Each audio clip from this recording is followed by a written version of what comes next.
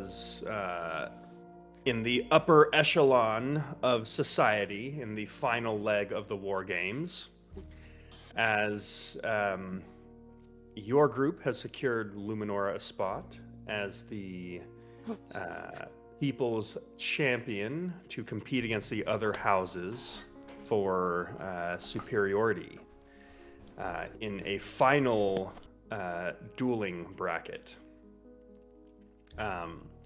But the night before, Charles had a very interesting, we'll say, encounter with a stranger involving, some vague conversations and understanding that maybe someone was paying this individual to try to make sure that your group failed. And then some casual, interspecies gay sex. Let's see, what else?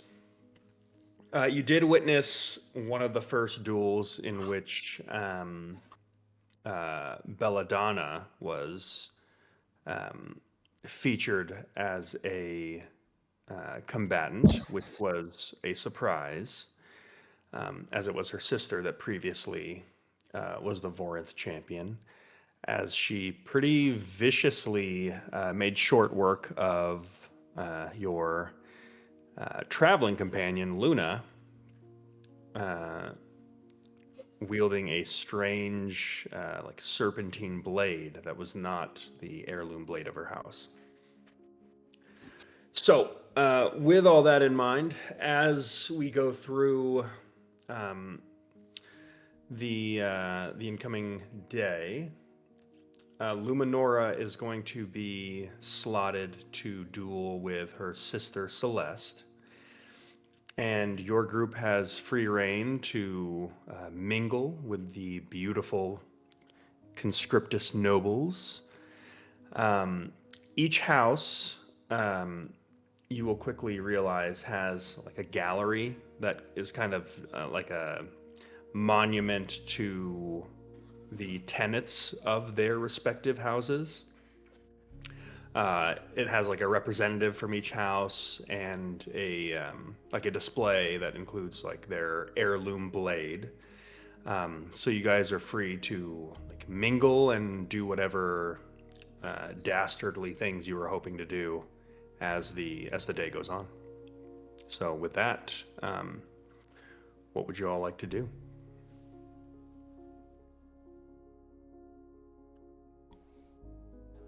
I didn't know we had anything dastardly planned. I vaguely remember there was some no DMs chat plotting, so I just assumed. I don't think there was. I don't think there was. Yeah. Oh, okay. I think we said we should, and then we didn't. Oh, okay. Well, Pretty standard. I'm sorry for how much I plotted against you, thinking I was going to have to do some counterterrorism. No. Oh, Jesus Christ. What have we done? Let me see here. But not for me. We should, or maybe just could, do some snooping around Belladonna and the House of Vorinth.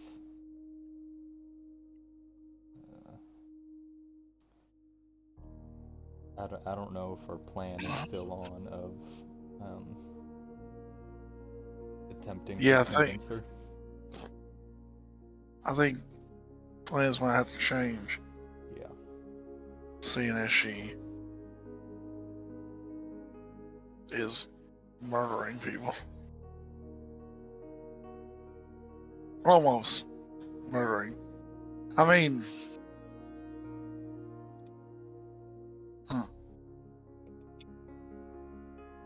Yeah, because before we thought she wasn't going to be the one fighting. Right? Mm-hmm. Wait, who did she murder? Almost murder? murder? Didn't murder anyone. Well, I mean, she did. I mean, Are you talking about her dueling companion? Yeah. Companion? Yeah, she died. She dead She dead? got- I mean, she. So here's the thing, you guys are realizing that like here they'll just revive you,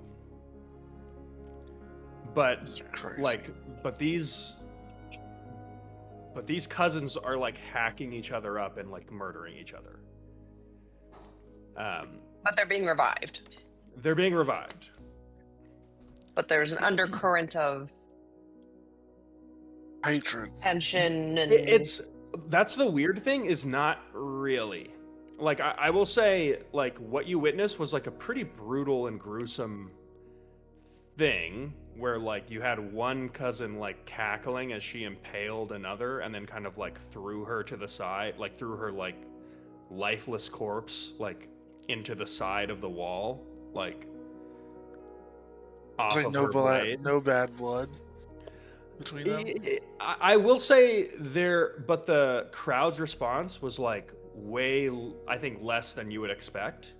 It was a little bit like, oh, that was a little disturbing the way she was laughing, but like for the most part, it was like, yeah, that was a good move.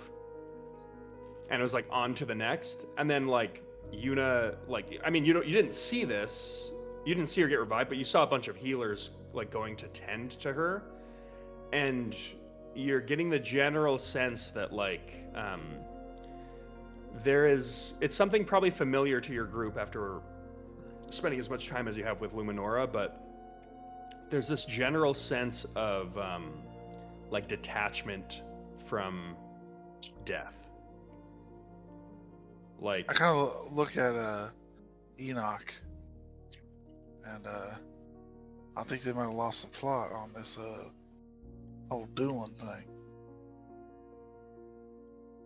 Yeah, I mean, as far as I get it, they don't really care about the body they're in. Here's the thing I'm wondering. Now we know that this 6th seat has gone to Luminara, correct? Obviously, because she's here part of the duel. Yeah. But so I don't think that. Let's just say, worst case scenario, right? She loses to her sister, which we're not assuming is going to happen. But if it were anyone other than Luminara who came in here and lost, are they also getting revived along with these sisters, or is this extra person just dead? Yeah, I can't imagine them caring about like a baker down the street that made it this far. Yeah. I don't know. well, in any of the earlier games, did we not witness anyone dying during those duels? Oh, like everybody I raced against died. Right. Those people like dead? We don't know. I haven't seen them around. I haven't seen. We are. Yeah. I will say there are like a flock of healers that are at standby and present for these events. I don't remember seeing. any They were healers. not there for. You remember in when Sal did his duel, there was a Yeah. single healer manning that Yeah. entire like 5-person free for all. But for any of the other events, you didn't see any healers. And I think Sal and Other Eye only got healed because they tied, so they were the winners, right? I didn't see anyone else get revived in that. You will vaguely recall that the healers did start going to the other Okay. people to see if they could like resuscitate them after the event was over. Yeah. Well, yeah. It was like, It was kind of like and it looked like half healing crew, half cleanup crew. yeah. Whereas this is definitely just like a team of doctors ready to like. And I will say, as you guys signed up for these events, it was like very clear that like there You could is die. there's a high chance of death. It's kind of kind of smart in a way, in a very sick way. You have all these extremely skilled swords women, and all the people that want to challenge that and get their foot in the door. It's kind of like a culling event. Hmm. There's not a high chance that they're gonna make it, and if they don't, all the people that are interested, well, they're not a problem anymore. That's like the most evil thing you've ever said, Enoch. Yeah, Hey, it's like I'm not the one conspiracy doing level. it. Well, look what's happening. I know, I Yeah. agree. It's crazy. I'm just glad we all won. And we know there's two. There's Vorinth, and there's another house that conspired against you, Charles. Yeah. Well, that's what he said. Do you remember which house? If I saw the list of houses, I could tell you. But I don't remember off the top of my head. Let me pull that up. It was Lysandra. I'm pretty sure. 60% sure. Yeah, it wasn't Maelthrom. And it wasn't Volantis or Catharis. Isn't Maelthrom the house that like sponsored us? Yep. Yes. Yeah. Yeah. Did we ever take advantage of that said sponsorship? We got hella money, Yes. Yes. right? So that sponsorship essentially helped you get to where you are now, but it does not help anymore because you're literally competing against House Maelthrom now. Okay.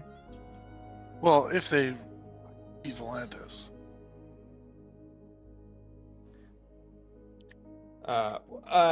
Every house is still in this because there's a losers bracket.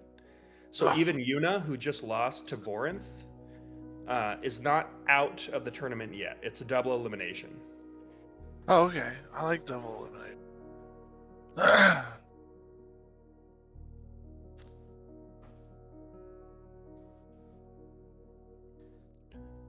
I don't know. Maybe we need a different plan now. Everything's gone out the window. Let's snoop on House Vorinth. They seem kind of creepy and mysterious, and I feel like there's probably something there. Yeah, there's Belladonna who, remember or not, has a pact that I'm part Yeah. of. Yeah, so maybe we leave you out of it. Well, no. Here's the thing. We were planning on trying to get Belladonna to join us in our. That doesn't sound like a good idea. Well, you were drunk as shit, so I don't know what to tell you. Because she also expressed to Enoch her revolutionary ideals. Right. So, seems- I mean, the fact that she Well, she wasn't supposed to be has- in the duels, so we would have been able to talk to her. But now,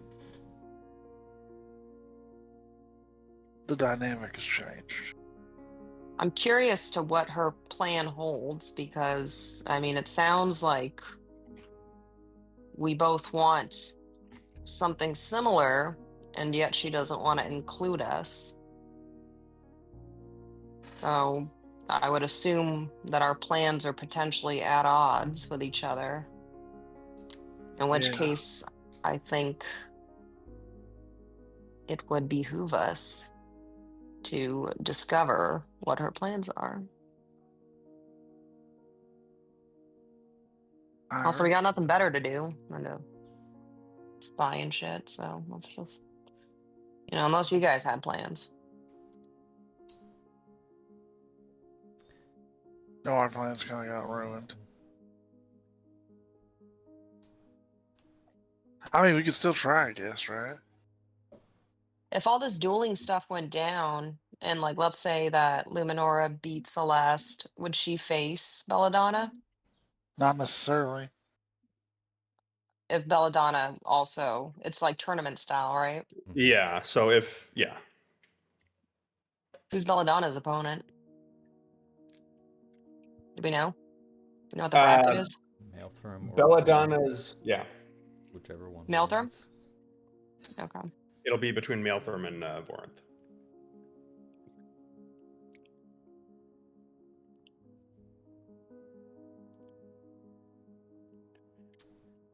It's possible that she doesn't even have to face. Get down. Excuse me. It's possible she doesn't even have to face Luminara if she gets beaten by. If Luminara wins, and then if she loses to whoever gets there between Vornith and Maelstrom, right? Yeah, that's possible. So,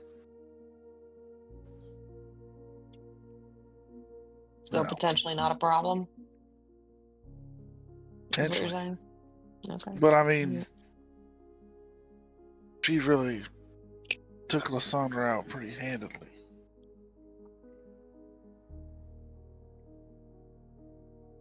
I don't know if I'd even call that a duel.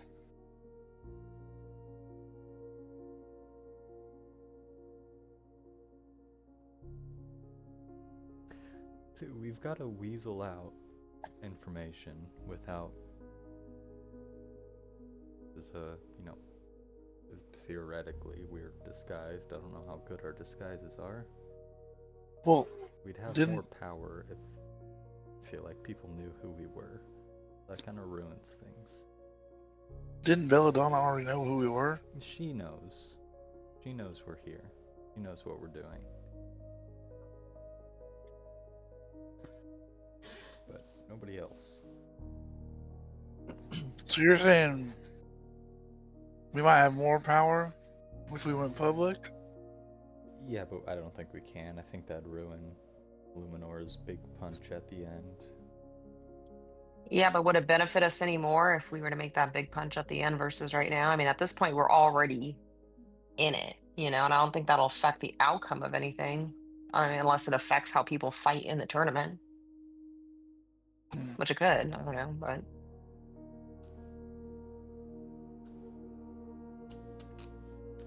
Oh,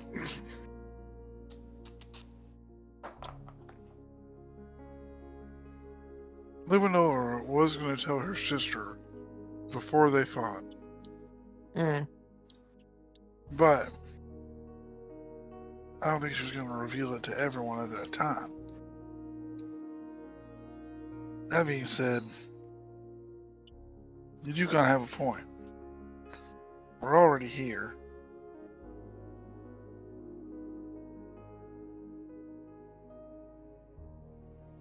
I don't know. That's a tough question. What do you think, Enoch? I think as long as the people, the people don't know that she's Luminora, that's probably where a majority of the impact would come from.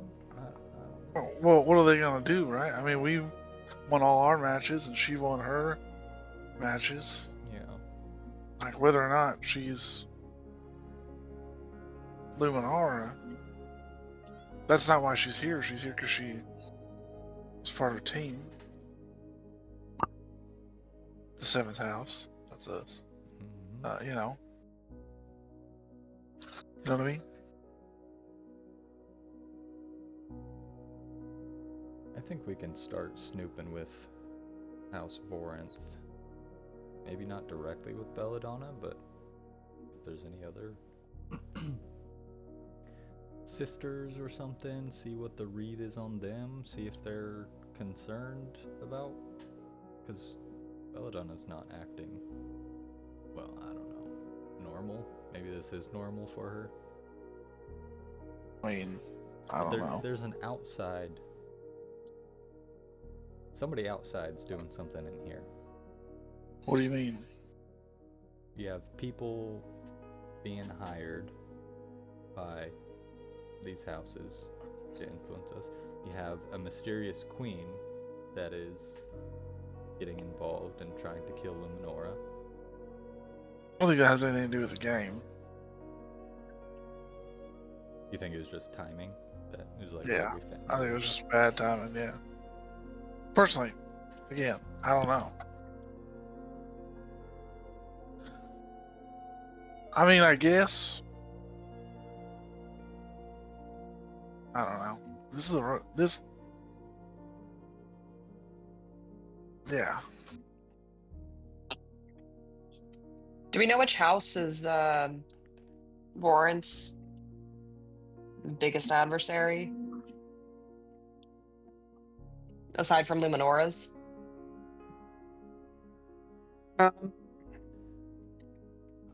So for the purpose of what's going on with you guys today, I'm going to say you don't currently have access to Luminora as she's just prepping for her duel and you guys are off on your own. Yeah. So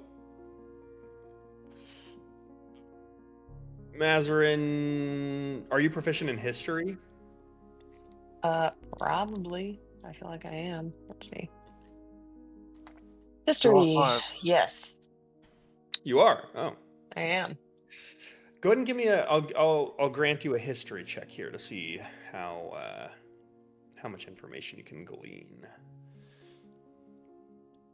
Let's see here. A natural 20. Unnatural, you said? Yeah. Start. Wait. No, sorry. I misread. 15 plus 8. 23. Okay. So funnily enough, as far as your understanding of like the political landscape in Conscriptus, House Vorinth has always kind of been like the odd one out, where in a lot of ways they have in the past not really been super involved in a lot of like the kind of petty squabbles and like rivalries of other houses. They're the most like antisocial. They're arguably maybe like the least politically active. If you could pick a single house that they quote unquote beef with the most, it would probably be House Volantis, just in the sense that Volantis is very much like the kind of the face of the Conscriptus houses, where they're kind of the most like PR friendly, and they're probably the most concerned with the general imagery of Conscriptus and all the houses combined. So with that, there is probably the most friction between Vorinth and Volantis, in the sense that like representatives from Volantis might frequently feel that like Vorinth doesn't live up to their duties. They're concerned with a lot of their like delving into the occult, and how that looks, and that it's like unbefitting of a daughter of Salathea. So unsure if that's helpful, but that's kind of your best assessment of the situation. And I'll say this, as you recall, House Vorinth is completely shrouded in mystery, where to remind everyone, I think this came up once before, but their matron was basically stricken from history after they supposedly did some kind of crime against the Empire.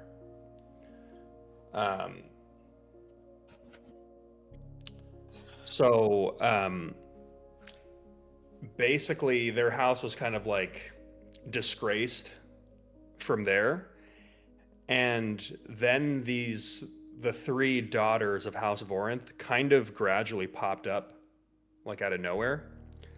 Like Beatrix, who's the oldest, was like known at the time, and she wasn't involved in whatever happened.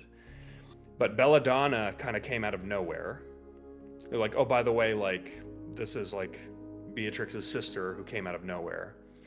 And then Oleandra, just was introduced as like a 7-year-old kid, like 50 years after all of this happened, and there's like no explanation as to where she came from. And she's not being introduced as like a daughter of Belladonna or Beatrix. She's just like this 7-year-old girl that's like, oh, this is our sister, which kind of everyone just kind of glosses over, but it just doesn't add up. How old is she now? She's 7 years old. Now, like today. Yeah. So she might have been introduced like 2 years ago when she was like 5, but she is a child that no one knows where they came from. And House Vorinth is, in a way, they're matronless, where Beatrix is technically the head of the house, and last year she competed in the events, which is also kind of strange. So Vorinth is kind of like it's... What's that? The head usually doesn't compete? No. So, I'm sorry for interrupting, but I have a lot of questions. Because this is confusing. Well, not really. Well, so... How... Vorinth just hasn't had a matron recently? In like the last 50 years, it sounds like. So how old is Beatrix? It's hard to say, but Beatrix may be like 100 years old or so. So Wait, I thought these were humans. they're not humans. None of them are humans. They're celestial blooded. So it's Oh, difficult okay. to tell Okay. ages. Yeah, okay. No, okay. Yeah. And to be fair, the 50 years comment was like Beatrix being like in the fray as like a public figure, but House Vorinth being matronless would have been much longer than that. This would have been like a couple hundred years ago. You're saying Beatrix has always been the daughter? Yeah. She's at least a couple hundred years old. Right. Okay. And how long after that did Belladonna show up? Belladonna would have been a relatively recent addition as well, where she would have been Like introduced in like the last 50 10 years? years. Oh, Yeah. so No, like very 10 years. recent. Very recent. And then just like a year ago, we got a 7-year-old. Yeah. Or a couple So years ago. looking at the timeline, I'm pulling up my own timeline to make sure I get all this right, because this is Confusing as shit. Crazy. How much of this did you and Jasmine work on together? to be honest, I did most of it. Okay. Okay, so the event in which the House of Vorinth like almost completely collapsed would have been almost exactly 90 years ago, Okay. where their matron was like stricken from the record, Mhm. and the house was on the verge of just like not existing. Uh-huh. In fact, I think you could almost argue that after that happened, it basically didn't exist. And then approximately like 50 or so years ago, Beatrix just kind of became like the head of the house. And it was like, yep, she was always here, and this is Beatrix. House Vorinth She is was still- always there. which is No. what they say. Who say? Like that's what Beatrix claims. But this is all very like he said, she said. Like House Vorinth just comes out and announces stuff Uh-huh. because they are known for hiding their daughters. Okay, so this is a pattern. This is a pattern. Okay, this is probably like a dumb question, but how long have the houses been doing this matron daughter bullshit? You mean like running the war games or? No. Like, there's a matrons and there's daughters, right? And those are the How many important- generations? Yes. We're not that far out. Luminora is 2 generations removed from Zalathea. The god one. Yeah, So like her grandma is Zalathea. is Zalathea. Yeah. And so you would assume that assuming that Beatrix and Belladonna are actual daughters, their grandma is also Zalathea. Right. But the math on Belladonna and Oleandra does not make sense. I'm not worried about that. Yeah. Because it's crazy. But so Zalathea had 6 daughters? 5. 5 daughters. Well, didn't we say that the fucking queen might have been a descendant? The Queen of Brightwater? Rumor mill stuff. Oh, yeah. rumor mill. Sorry. I don't know if that's official or not. There is a rumor, however far-fetched, that the Queen of Brightwater is said matron that was stricken from the record. Oh, she's Vorinth. Rumor. That is one That's of the a rumor. rumors going around. That the rumor is that she's the matron of Vorinth. Mhm. All And right. she has a presence at the game. No, No. she's There's basically like a long running like open kind of war between the Queen of Brightwater and the FETC. yeah. So, what's her name? The god one. Zalathea. Zalathea has 5 daughters, A daughter for each house. but then there's also the 6th house where Mazrin is Which from. is, yeah, It's not- I think it's that's not the just same a. thing. That's just a name. I think it's just a little as- play as- on as- words. As best as you can understand, the 6th house was something that was developed as like the Navy in the past was basically like the entirety of the FETC's military. Okay. And basically the FETC created like an arm for military intelligence and kind of cheekily called it like kind of under the table they called it the 6th house, which is like So- we have these 5 like branches of the military that are basically the 5 houses of conscriptus, and we need this additional arm to handle the stuff that like we have to be extra secretive about. So 6th house is like the CIA. Yeah. Exactly. Okay.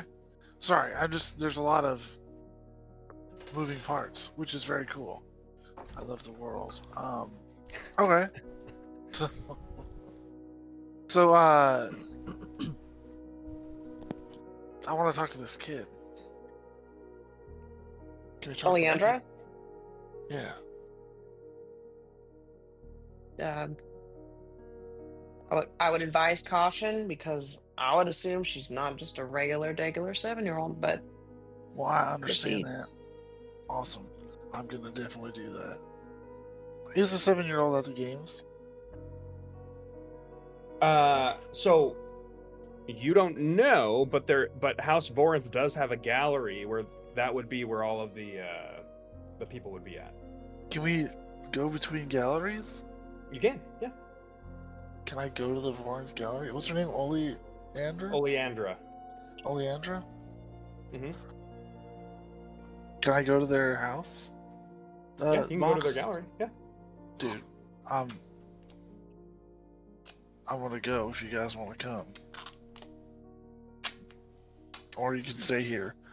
are But you going as Charles Brand? I mean, they know you're you. They know we're Well, we. Belladonna knows where we, but that does not necessarily mean that the rest of them know who we are. You Not Also, necessarily, but I don't trust it. I'm not going. I'll let you go. Cool. I'll be here to morally support you. Yeah, if I have a yeah. question, I can ask you in my mind. Mm-hmm. Okay. Be monitoring. Can you monitor? Can you actively monitor my brain? Can I? I don't know. I assume Is that so. is that a weird question to ask you? Me? Yeah. No, I don't think so. Alright, cool.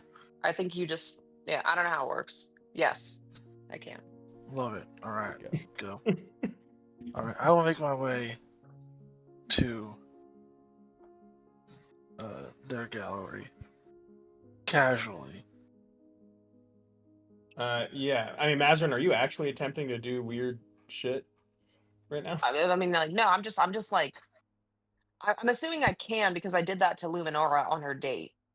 So I assume that I can use my powers for not being fucking nosy as well.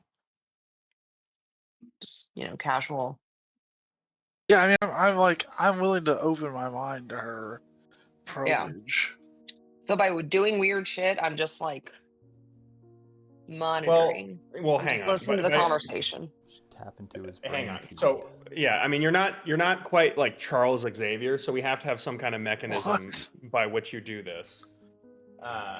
And your class is the weirdest of them all, which is great for a first-time spellcaster.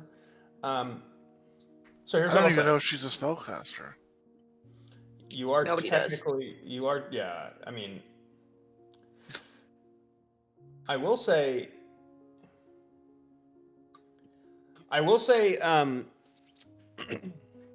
there is a psionic effect that you could create if you have access to a 4th level spell slot. I do. Oh, a 4th level spell slot, meaning like, Do you have 4th level spells? yes. Okay, and you haven't opened, I presume so, because you haven't cast one today. So you could use a spell called Arcane Eye that reads, you create an invisible magical eye within range that hovers in the air for the duration. Normal vision, dark vision to 30 feet, looks in every direction. Basically, it's like a moving like camera that can follow Charles around. That's invisible. Dude, Okay. can it hear though? Yep. Oh, so Okay. audio and video? Yep. Total surveillance state. Let's Dude. do it. I'm getting the GoPro, dude. I'll be honest, the basically. spell doesn't specify, but rule of cool, yes, you get AV. Yes. Dude, so Charles Xavier, Magic GoPro, got it. I mean, Charles Brand, sorry, Charles Xavier. Too many Charleses. There are a few Charleses.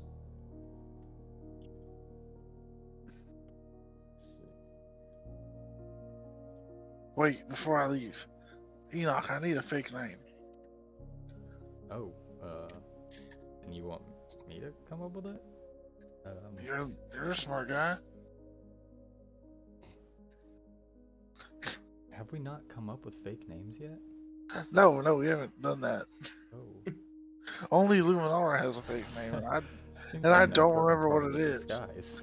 Nah. Nobody asked what her names were. Your name is Shelmont.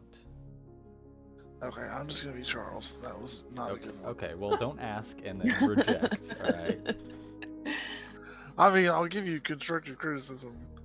I can't think of anything constructive though. It's just a bad name. Shelmont? It's That's my fancy. first name? It's That's a fancy. last name though. It's Sir Shelmont. I don't know, man. I was trying to think of Is something anyone fancy. gonna believe that I'm a sir? That's crazy. Okay, yeah, you're right. That was a bad idea. I don't know, man. You come up with your own name. Come I'm up just with gonna be it on the spot. Charles. Okay, on the spot, got it. Alright. You got the magic eye ready? Yep. It's already. Oh shit. It's there. alright. Yeah. What's my Speak time very limit? loudly and very clearly so I can discern everything you're saying. Got it. Can do. Alright, now I'm actually gonna head over to their gallery. And I'm gonna do it casually. Okay. You're I know. extra casual. This is gonna backfire terribly as soon as he Oh. leaves, I say. I'm so excited. Charles Brand already has a cigarette going. I don't know if Okay. we can smoke inside, but we're doing it. There's a couple people smoking. I mean, it seems like it's kind of like a bit of a social faux pas, but I'm you know. pretty faux pas out already, so. yeah. Okay. So as you make your way around, there's basically like this large coliseum with like the dueling arena in the middle. Currently, there's a bit of a crowd beginning to gather as the Maelstrom Volantis fight, which is kind of I think set to be like the spectacle of the evening, because these are kind of like some of the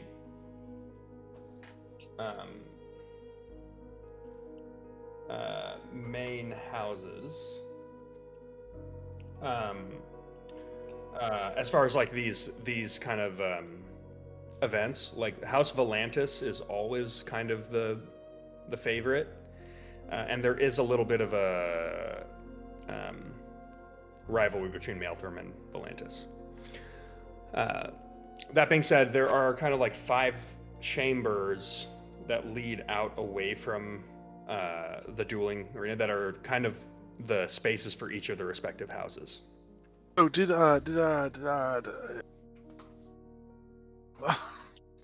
so Luminar's, yeah, it's really bad. Luminara is not with us. She's like getting ready somewhere. Are all the actual fighters in like a different spot, like doing their thing, or are they like, or am I gonna go back to fucking Vornit's gallery and Belladonna's gonna be there? Or did you not think this far ahead? Sorry, you're asking if Belladonna would be at the event? No, Belladonna fought, right? Yeah. And Luminara is not with us at the moment, but Correct. she's getting ready to fight. Yep. So is there like a locker room area where the fighters are? Because I don't want to run Belladonna if I can avoid it, but if not, it's gonna happen. I don't. I mean, you don't really know for sure, but presumably, yeah. I mean, Luminora is in a place that's dedicated for her to get ready, and she's like not a part of the houses. So you presume the houses have their own space. That's probably way better. Yeah. You get the sense there's a chance you run into Belladonna at this event if you go. But already on the way. oftentimes, yeah, you get the sense oftentimes the fighters may not spend the most time in there, and they'll be kind of focusing on the task at hand. Cool. All right, so we're gonna go interrogate a 7-year-old. Okay. Holy intro. Got it. Okay. Charles So Wright. as you begin to approach, you see this like large marble, basically ballroom. It's pretty. There's not a lot of people in here, and up front and center you see 2 large displays. One is displaying the like heirloom blade of House Vorinth, which is like this kind of large, like black katana that's got like these red stars, kind of that almost look like distant in the blade. It almost kind of reminds you of the Meridian blade, where as you look into it, it looks like you're just looking into like a slit into space, but everything is weird and all the colors are inverted. Almost looks like the stars are red. And next to that, you see. Actually, let me see. Maybe I can just show you. A placard for the weapon that Belladonna was wielding herself. Let me see.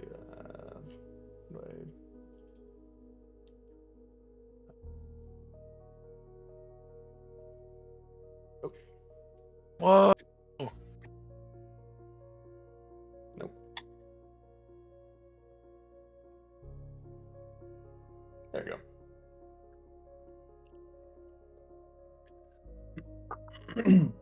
And it's there, or it's just a placard? No, it's there. Oh. There's like these 2 displays. So every other house, you get the sense just display 1 heirloom blade.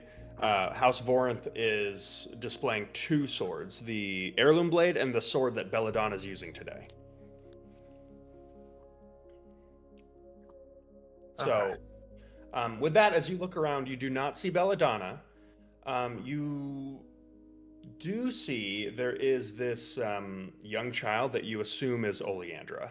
Um, Charles she quickly is. looks for an ashtray because he realizes he has a cigarette. He's going to talk to a child. You do not see any ashtrays around. Is there a trash can? There. You could Receptacle? probably. Best you could do is at some point there's like this area where there's like this large like willow tree that has like its own kind of like receptacle, like small garden area. That's like the best you got. Okay, Charles puts the cigarette out, puts it in the receptacle, and heads towards the child that he's assuming is Oleandra. Okay. As you do, she's dressed like a little adult, and you can I tell by the assume way so. that people are like talking to her and like revering her. She's kind of almost acting like the head of the house here. She's completely unattended. There's no adults around her, and she's just kind of like seemingly Chilling. being the political face of her Cool. respective house. Is she talking to people right now? Because I'll wait. You get there's a moment where she's like speaking with someone, and they leave, so you kind of have like an opening to go talk to her. And are these people like... Okay, Charles has a plan. He's gonna go up to her. Is she just standing there? Yeah.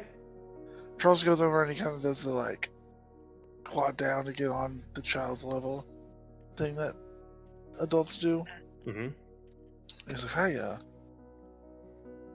I'm Charles," and reaches out his hand. She shakes your hand and says, "Hi, Charles. I know who you are." How do you know who I am? You are friends with my sister. I am friends with your sister, Belladonna. Yeah, we. What? Shit, I did not plan to get this far. She just smiles and says, "I'm glad that you made your way to our gallery. Would you like a tour?" I mean, that sounds wonderful. Thank you.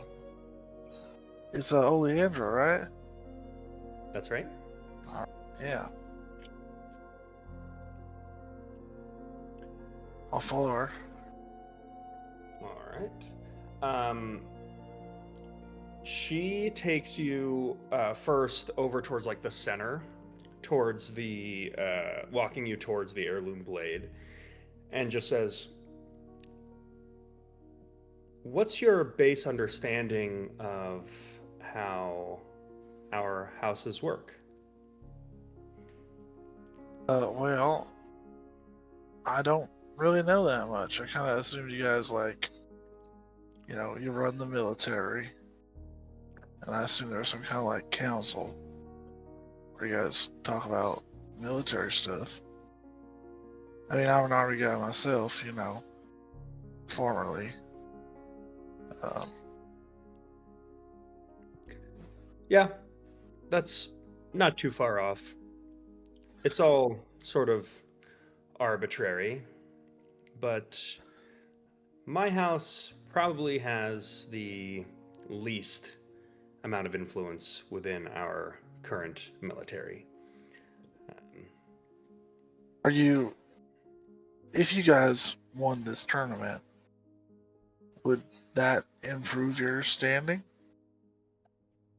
No. And she just kind of continues walking towards the sword.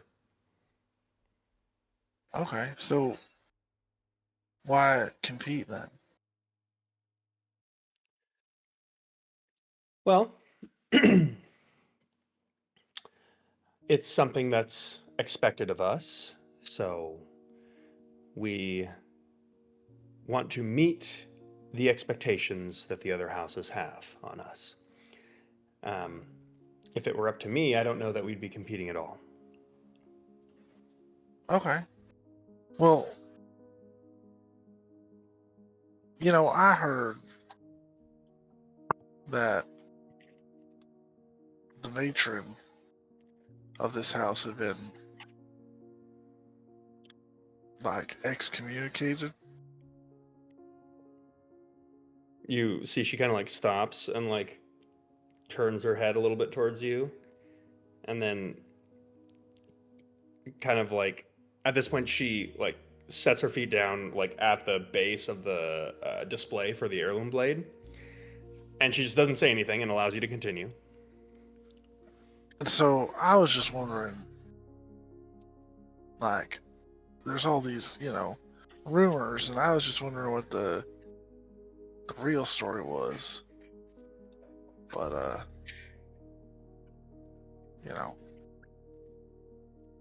I was wondering if you could enlighten me. Well, even if I did know the full story for myself, I don't know that. I think my sisters might be upset with me if I speak too much about that issue. So Charles maybe gets you're better back- off asking one of them.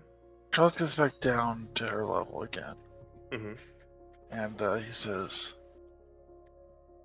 I don't want you to get in trouble, but I do have one more question for you. Who is your mother?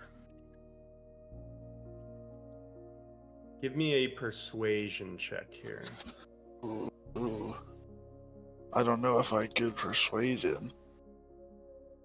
Gotta use that Charles charisma. Oh, that's a great roll. And we'll fuck it up with her. It's a 13. I got a -3 in persuasion. You ask her that question, and she looks at you and says, "What an odd question. Why do you ask? Who's your Well, mother?" to be rightfully honest, I don't know because, well, apparently I was dissident, and they, re-educated me, so to say. So I don't remember who my mother is. And I only ask because, I mean, you're one of the sisters of this house, correct? Mm. Which would, mean that you are having the same mother as Belladonna and Beatrix? That's not how I define sisterhood. Oh? Then how would you define it? Well, between Belladonna and Beatrix, they treat me as an equal, and they don't treat me like I'm a child. And we work together to restore the glory of our house. Alright, yeah, that's a wonderful tagline, but I'm looking for, where did you come from?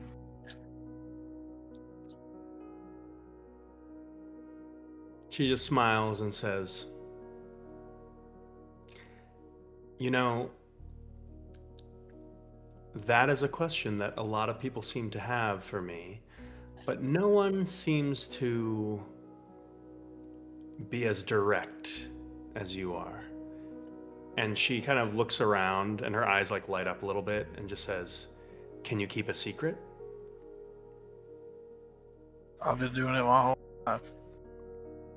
And she says, "I'm actually the daughter of a powerful demon lord."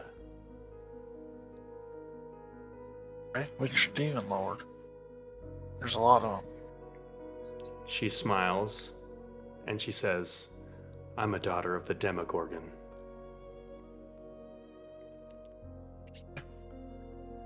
Are you really 7? Closer to 7,000.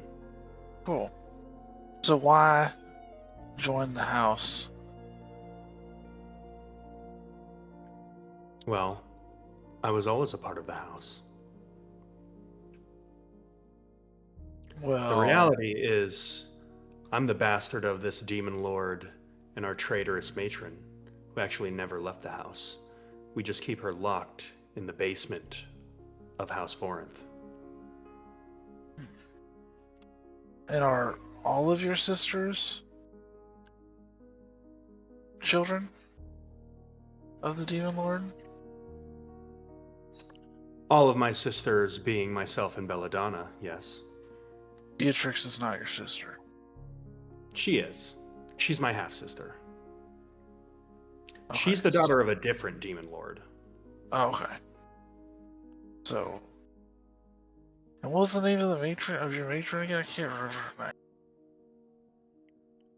I don't know her name either. Her name was magically stricken from history. But we You just got her locked referred- in the basement. Can't you just ask her? She won't tell us. Hmm. She just tells us her name is the Inevitable. That's ominous. So, yeah. What was the name of the Demon Lord again? Orcus. Okay. So seeing as you're 7,000 years old, I'm gonna stand up now. Closer to 8,000. I mean, we're splitting hairs at that point. True. I'm gonna take a seat because legs are getting tired. If you don't mind, No, please. Charles just sits on the ground in front of her. And he holds out his hand, palm up, and wrath evaporates into his hand. And he says, well, I've been doing a little bit of research on this that your sister gave to me after we hung out once.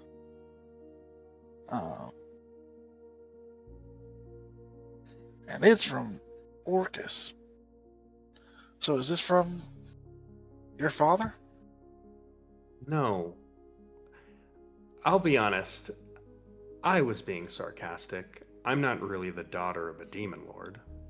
That would have How been way far-fetched cooler. of an idea. I know, I wish I was. But are you And really she just kind of looks a little bit disappointed. And me? Or just in general? At the idea that she's not the daughter of a demon lord. So then who are you the daughter of? Are you really the daughter of the matron of this house? In the sense that I carry her name alone.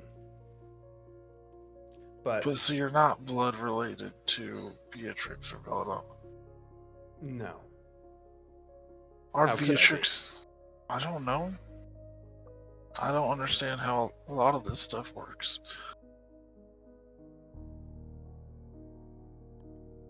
I'm not one who's... I don't come from this kind of life, and I don't know anything about magic. And so you tell me that you're an 8,000-year-old child of a demon lord, and I'm going to believe you because I got no other information about you. You're a mystery. And I was just coming here to figure out the truth. Well, But if you're just going to lie to me, I mean, that's kind of, well, not very friendly. I suppose not. So are Belladonna and Beatrix related? Like, blood related? I don't know. They don't really talk about it. Cool. And that was Is before Beat- my time. Well, yeah, I mean, so you are 7 years old. Yeah. Okay, great. Is Beatrix around? She should be at some point. And with that, you watch as she turns and her eyes kind of light up. And she kind of like runs over towards someone and just says, "Gracious!" And like kind of like jumps up and gives kind of the familiar giant like a large hug as he like kneels down and hugs her. I quickly turn around and stand up, kind of like dust off Yeah, my knees. right yourself. Yeah, yeah. Yeah. And just says, You hear him just go, "Good morning, troublemaker. I see you're making new friends here." And just turns towards you and just says, "Charles, interesting to Gracious. see you here." Yeah, interesting to see you here too. Have you seen Beatrix around? I was actually looking to speak with her.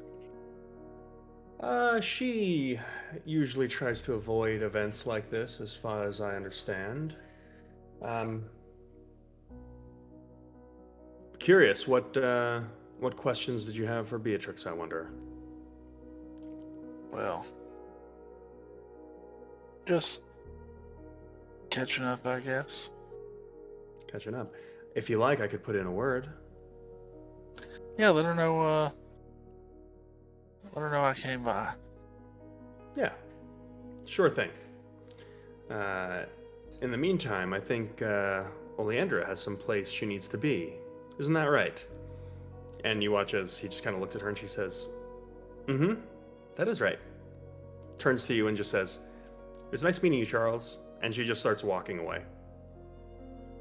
Better get back to my team as well. Good to see you again, Gracious. "Oh, you sure? You don't want to stick around?"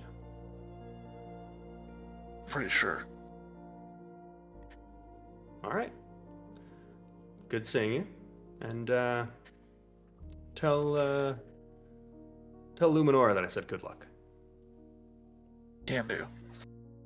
Charles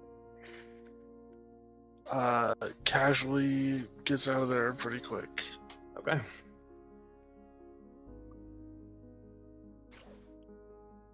All right. You make it out. What are Enoch and Mazrin doing as this is happening? I'm in the whatever situation room I've established, which is probably Okay, got it. the bedroom that A I'm bench. sleeping in. Yeah, yeah. Yeah. I'm sitting over her Papers shoulder. all over the place. Yeah, yeah. You got like a Charlie Day-esque, like a bunch of like lines on string, question marks. Yeah. I was literally You- writing down, like actually me, Jessica, writing down Oleandra, daughter of stricken / excommunicated, and then you were like, well, that was all bullshit. And I was like, damn it. Crossed everything out. I don't know. Maybe there's more truth to it than Maybe. every good lie has a kernel of truth. Chuck, that was definitely a 7-year-old fucking with you, and I think you got. Yeah. Oh, she's definitely 7, but she's good at lying, I'll tell you that right now. They're teaching them young over in Volantis, or whatever it's That's their whole Lauren. thing. Florence. Too many V's. Get rid of them. Well, I guess I didn't learn anything useful. We Except didn't learn anything useful. that, can you pull up the list of houses again? Well, we know yeah. that Maelstrom, Voranth, the others. I had to see it. Lysandra. I won't be able to fucking. Okay. I gotta read it. You could write it down. I mean, I'm good. I'm not going to. So,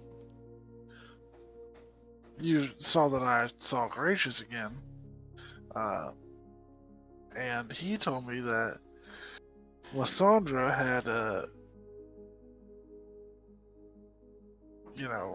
gotten him to try and fuck with my event, but I think that might have been a lie. He told me he didn't know who Belladonna was when we were talking, but pretty chummy with his younger sister. So I think that was a lie. I think Voranth tried to manipulate the game I was in, and I think he's working with them. So not a total loss.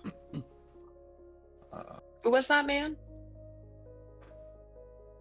Oh, that's right. You were pretty fucking drunk last night. Gracious Oh, I hear. was. Gracious?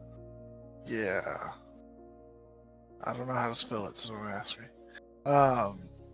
He was a visitor I had last night.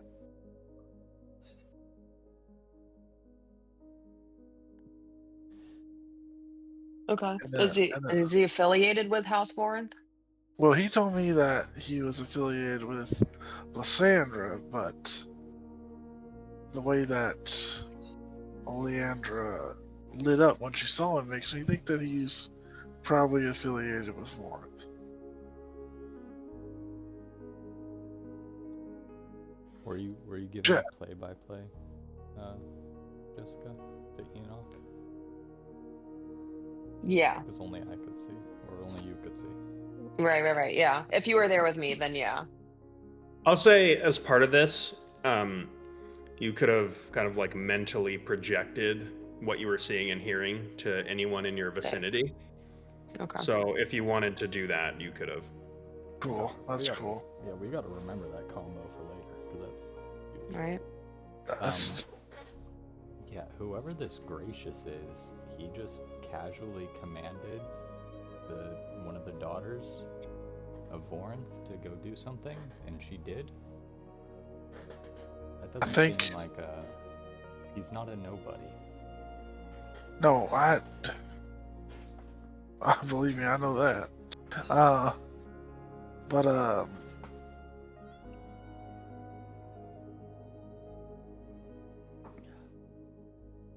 maybe we should Can we have a look word him? with. Can we look him up in our book, our ledger book?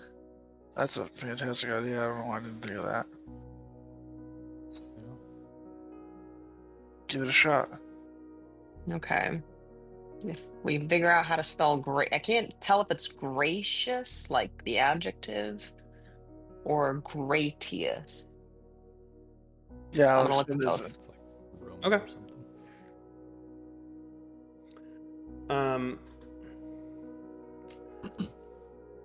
I'll say you get a ping when you plug in the adjective. Cool.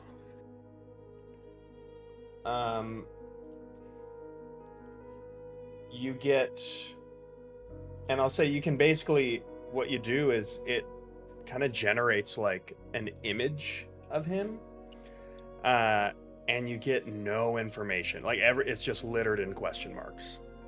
There's no like IRD, loyalty, anything like that, other than just like a vague like indication that this is someone with like for the IRD it just says like watchful. Like this person, as far as like the ledgerman would clock, is like potentially dangerous. Really? But I has will no say- other information? No. As far as we know, is House Lysandra, is that who he was claiming to be affiliated with? Is House That's- Lysandra like totally? Whoa! Dude's What? hot. Oh, Fuck yeah. We didn't see that last time. I like this. He said. okay. that Collect your he- thoughts, James. Sorry, yeah. He told me that he was working for Lysandra, House Lysandra, but As he was at House Florence. Mm-hmm. yes. I think he lied to me. Okay. Yes. We're on to him as far as his affiliation go. Is House Lysandra just completely, as far as we know, loyal to the cause? No dissension Well, I don't think So- they have about much their them. house? it feels like most of the houses don't like the FETC in general. So Lysandra, well, so you know Yuna, like you traveled here with Yuna, who is Mm-hmm. the like firstborn daughter of House Lysandra, who Mm-hmm. is competing in these events. Mm-hmm. Um, Based on your last check, House Lysandra is, funnily enough, the slipperiest of all the houses. Mm. They're like the silver tongue diplomats that, like, on their face are very much like loyal, everything that like you would want from them, but they're they're definitely known to like, you know, they would be the type of house that, would like play both sides at all times. Mm. Okay. So House Lysandra is kind of known for playing like every angle. Okay. Does Yuna know that we're here, like as us? Yeah. I mean, we came on the boat Okay. with her. Right. Okay.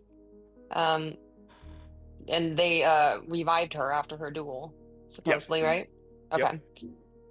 Maybe we should just go like check in on Yuna, as like friends. Doesn't Got a sound pretty like rough a bad match. Doesn't sound like a bad idea. We might be able to figure out more about Gracious. Yeah.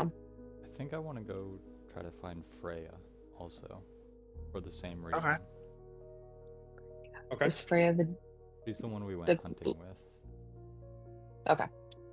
But they're, at least her, I think it's her entire house. They don't care about any of this, is the read that I'm getting. What do you This mean, is- any of us?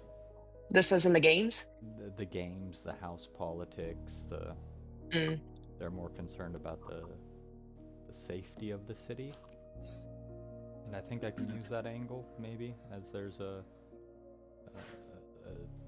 how would you say it here? A snake in the bush. Mm. Like in the grass? Yeah.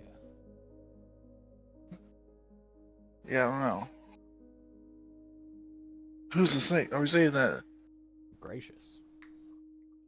I mean, Well, there's probably multiple, but he's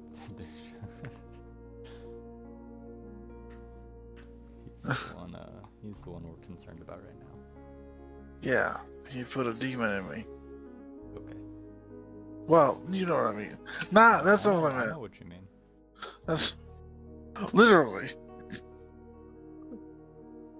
Not figuratively. Okay, so I'm gonna go talk to Yuna.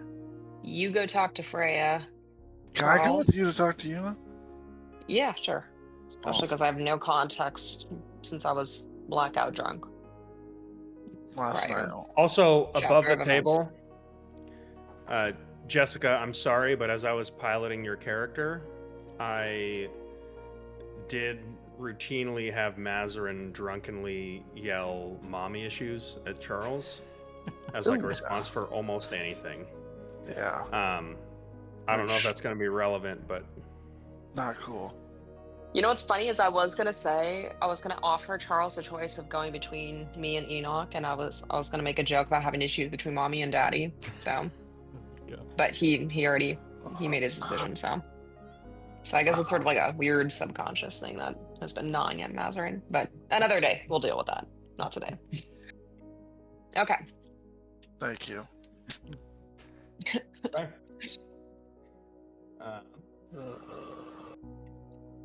So you want to speak with Yuna? We'll start with you two. Wow. Okay.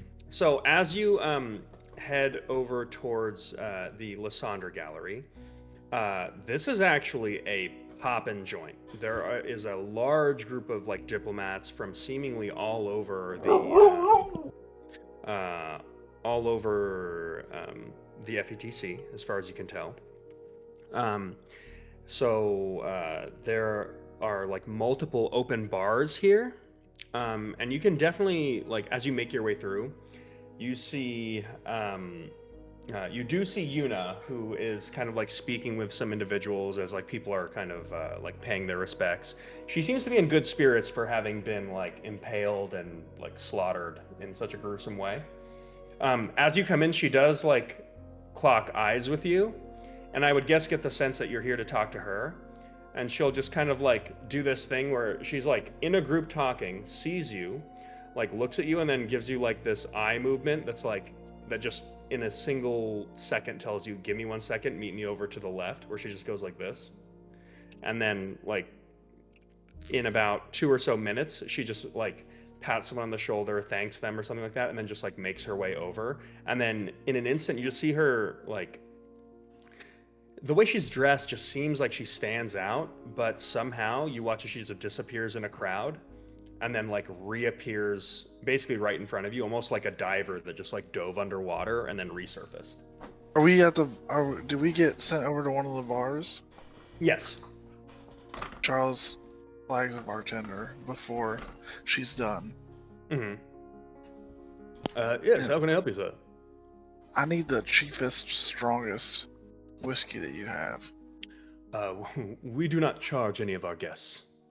No, I understand that. I'm saying I want the worst, strong whiskey that you have. I see, sir. I'll see what I can do. I may have to go out to the back. I'm in no we have- rush. Okay. Single and a double, triple? Got it. He leaves. Wait, just a second. Master? Looks towards you. If you had any sort of medicinal tonic, I'm still recovering from last night. Huh. Thank you. Also in no rush. Yes. How about let's see, restoration tonic on the rocks? That would be sublime. Do you have any allergies? I do not. Thanks for asking. Sober. He turns and leaves for a second and comes back.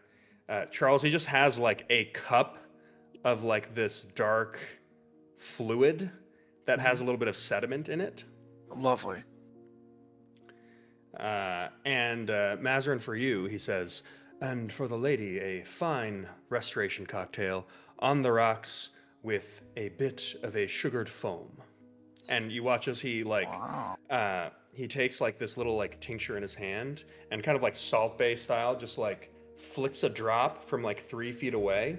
And as it's in the air, you watch as he like snaps his fingers, and this little drop just kind of like turns into plasma as like this tiny little bolt of lightning hits it, and then just like explodes into foam as it lands in the drink. So there's this little like snowball of foam amidst cool. this like little like martini thing with this massive like ice cubes that goes like above the glass itself.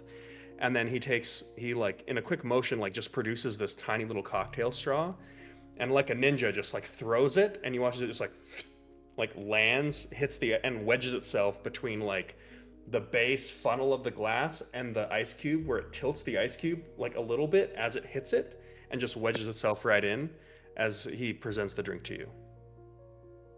Mazarin picks it up. Well played, and leaves a tip. That's not necessary. All right. Okay. Takes your tip back. Looks back at you, Charles, and says, and for the gentleman, this was plucked from our servants' quarters, and looks at you and like has you lean in and just goes, between the two of us, I don't know what it is, but I figure that's the kind of day you're having. Thank you. Smiles, nods. And Charles takes the drink. Yep.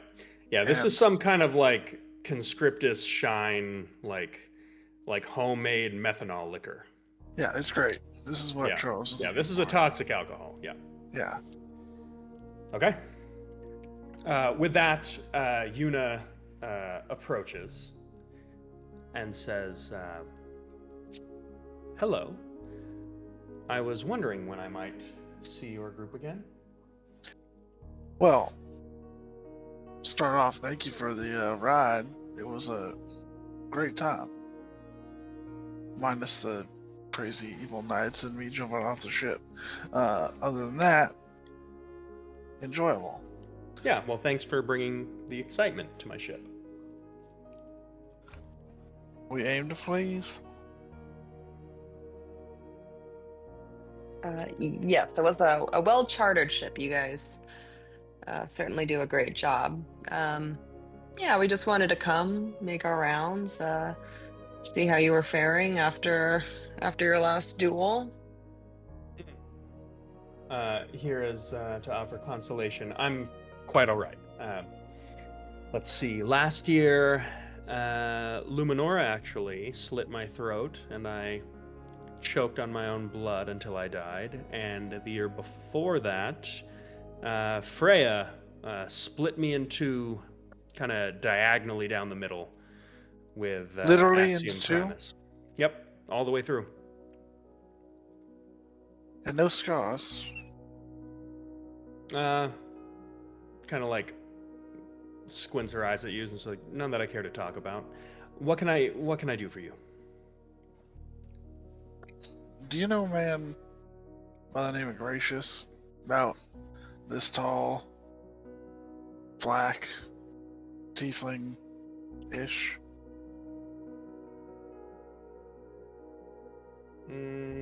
Oh, that fiend-like individual that hangs around House Vorinth? Exactly. Mhm. Yeah. Yes. He has been a relatively recent addition. Now, when you say relatively recent,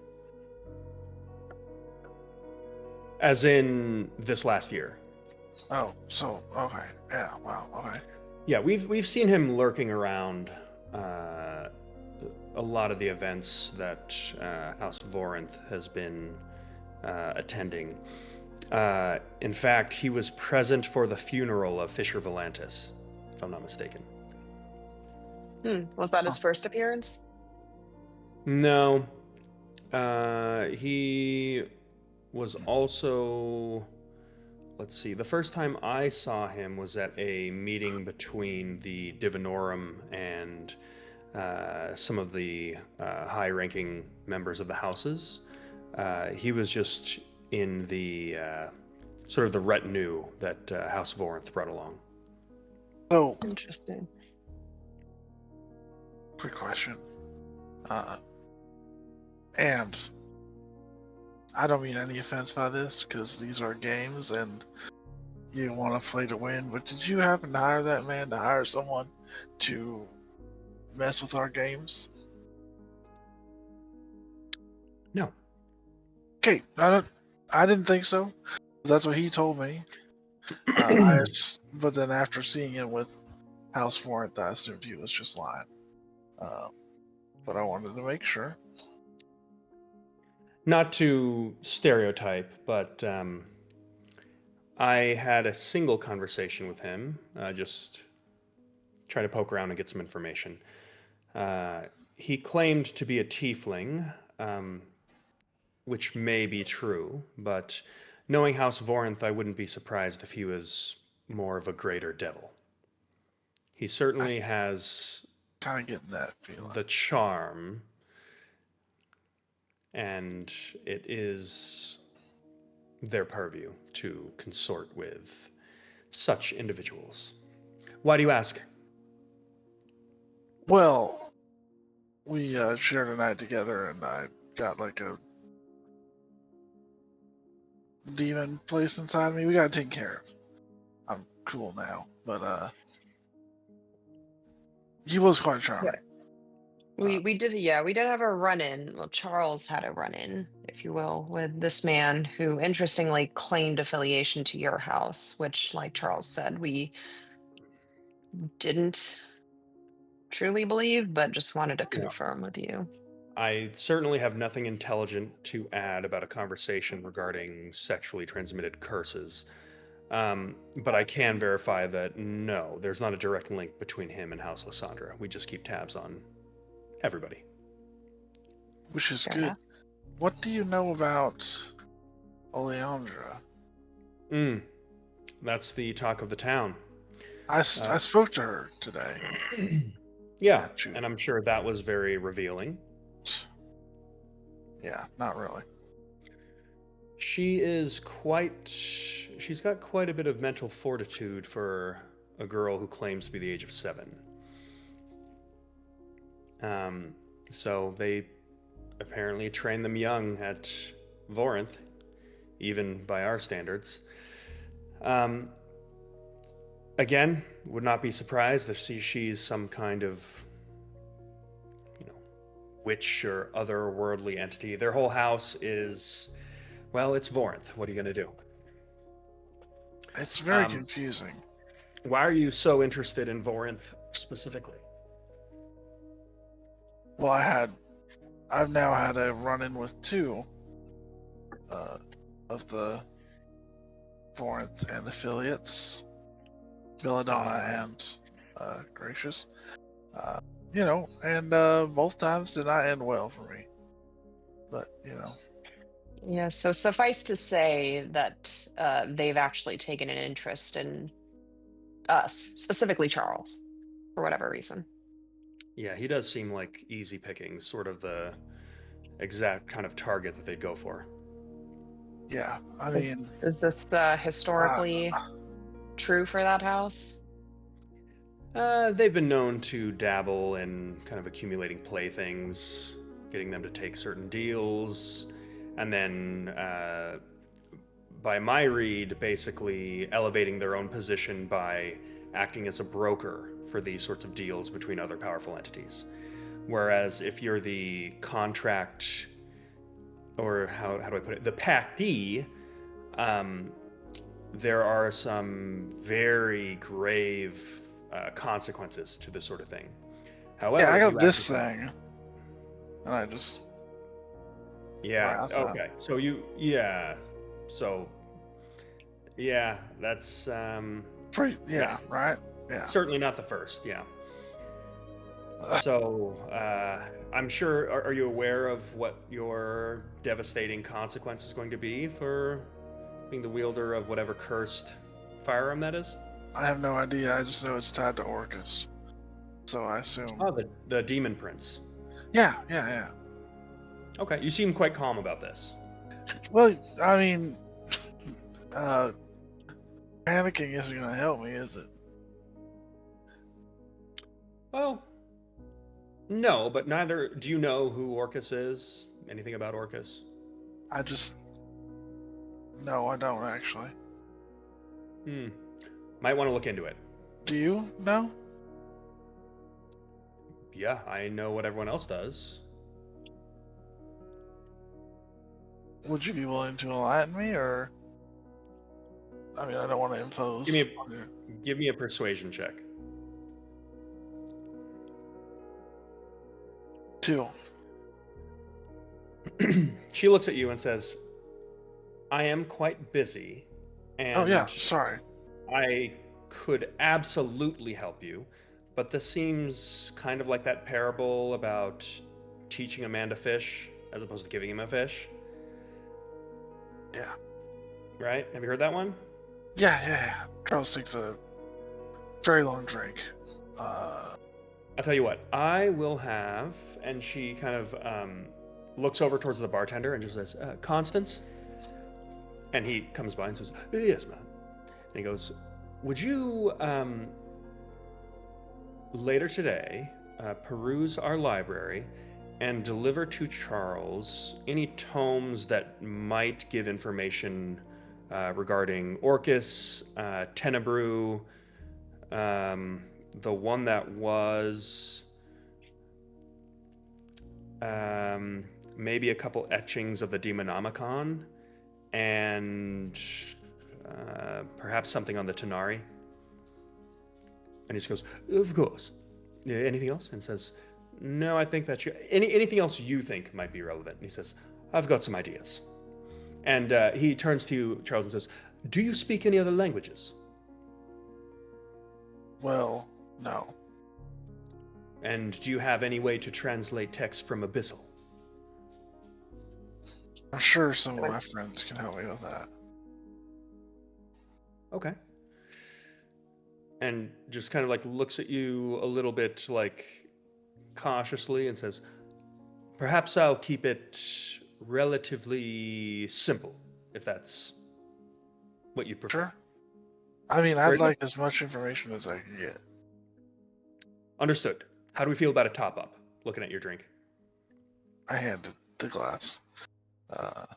And he kind of like swiftly like takes it and like wipes it off real quick, and then like it does like a little prestidigitation on his hand and turns around, quickly fills it, comes back, hands it back to you with like a totally clean glass. That's awesome.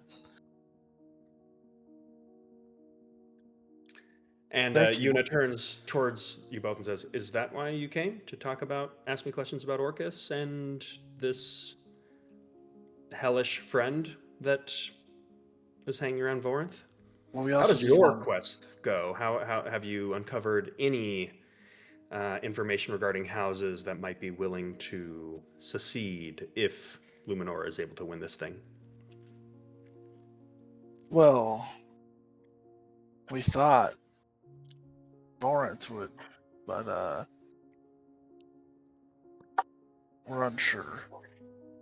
Yeah, interestingly, Vorinth has expressed a desire to secede, but in typical Vorinth fashion, has been very elusive and mysterious about it. And am suspicious that whatever their plans entail will somehow intersect with ours and potentially affect those plans negatively, which is why we're here asking questions. Where did you get this information? She looks at Charles. From Belladonna. She nods. Okay. She's like, I guess take it with a grain of salt. Yeah, big one. But also like,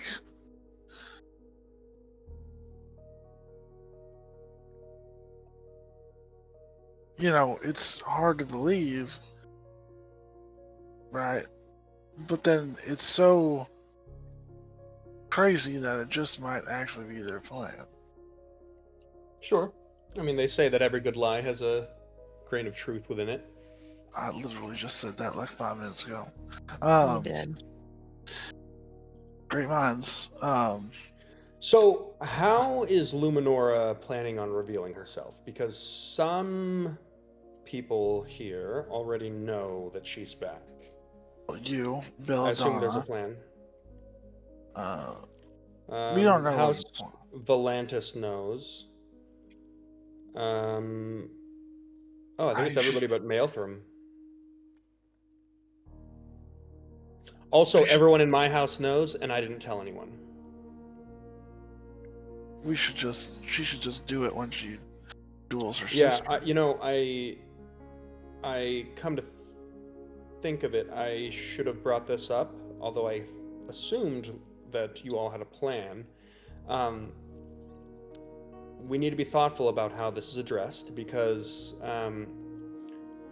it will not be seen well by most of the houses. Yeah, well, they already all know, so minus Maelstrom. I'll tell you this. As soon as it is revealed, there will be a council meeting for a ruling. I mean, we played our tournaments fairly. We won fair and square. You are not wrong.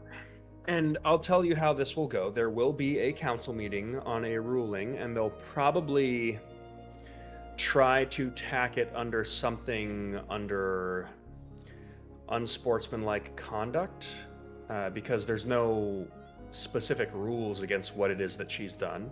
I'll tell you the Zeresian guard she pulled off on her last duel with the commoners didn't help. And the houses will all get a chance to give their opinion. And I'm going to tell you now, so that you hear it from me, House Lysandra will publicly denounce this action. So don't be offended. But my recommendation is that it is announced sooner rather than later, and there is some kind of explanation as to why she went with this subterfuge. one could just commit early and explain that you had a concern that the sixth house and the FETC would try to inhibit her ability to participate with the games.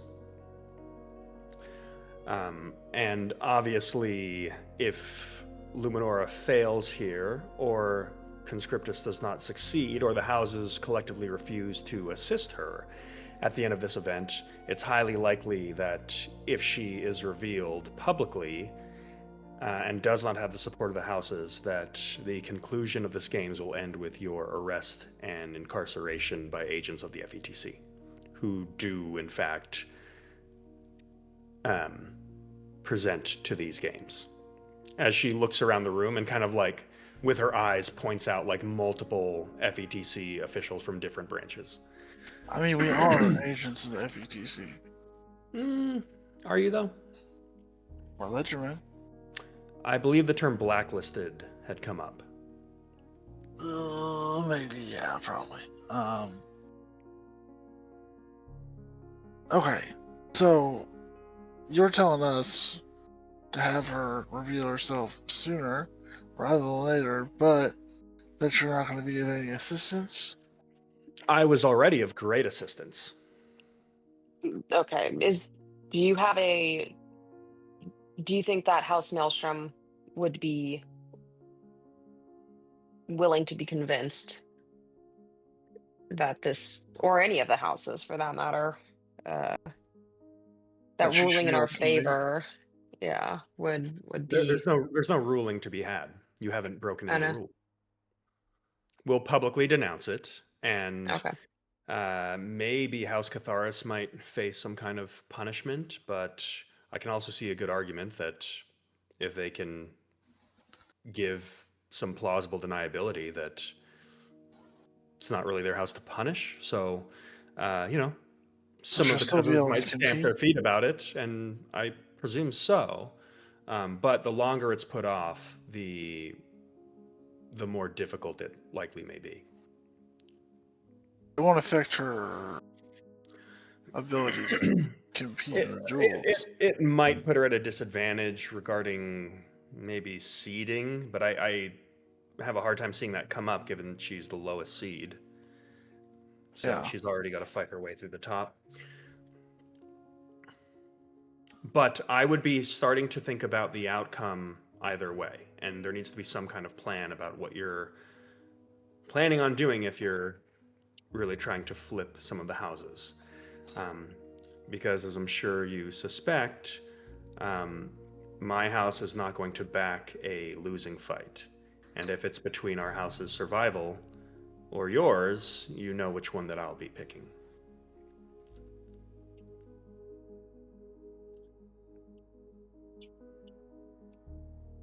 Well, thank you for the advice. This has been helpful. So, all that to say, I think the houses to focus on would be Volantis and Vorinth. I think if there's enough momentum, Maelthram would be happy to secede from the FETC. Volantis still holds on to the ideals that the houses and the stewardship of Conscriptus cannot be separated from the Founder's machine.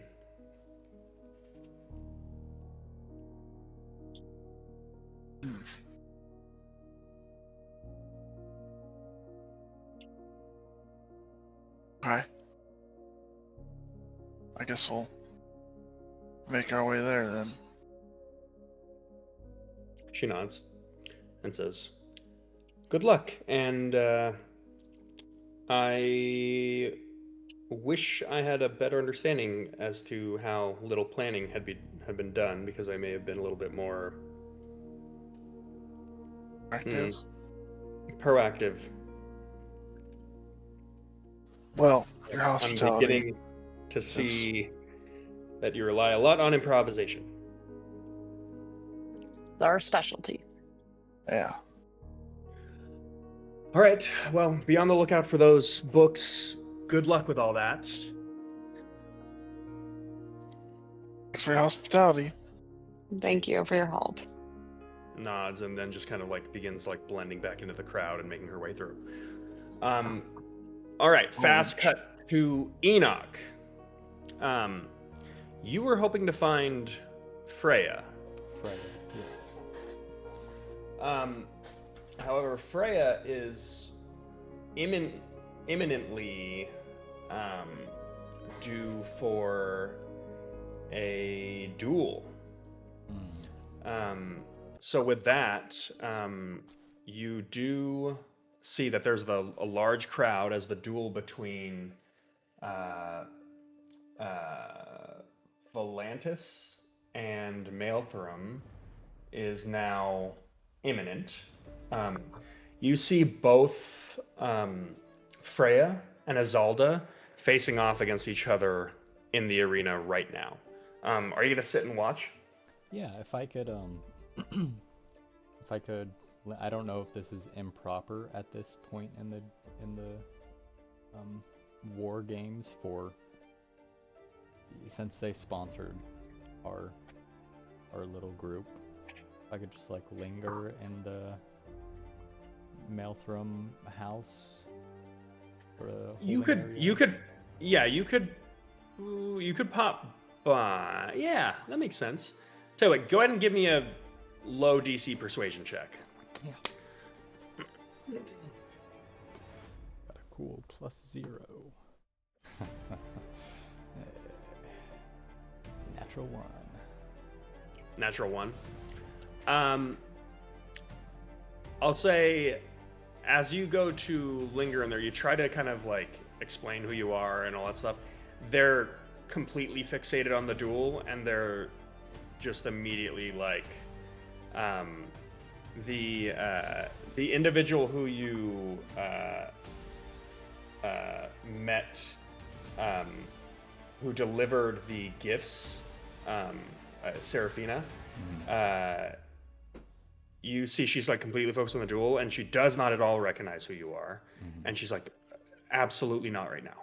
And kind of turns, and you are not granted access into like the box seating, but you could try to come back after the duel's done, probably. Yeah, I'll scooch over 10 feet away from her and just hands on the rails, and I guess I'm just watching the fight. So with that, these box seatings are sort of next to each other, or is there like they're next to each other. Okay. And who would be next to these? Volantis and Vorinth would be next to each other. Or sorry, Volantis and Maelthrum would be next to each other. And you would actually be also next to House Catharis. Okay.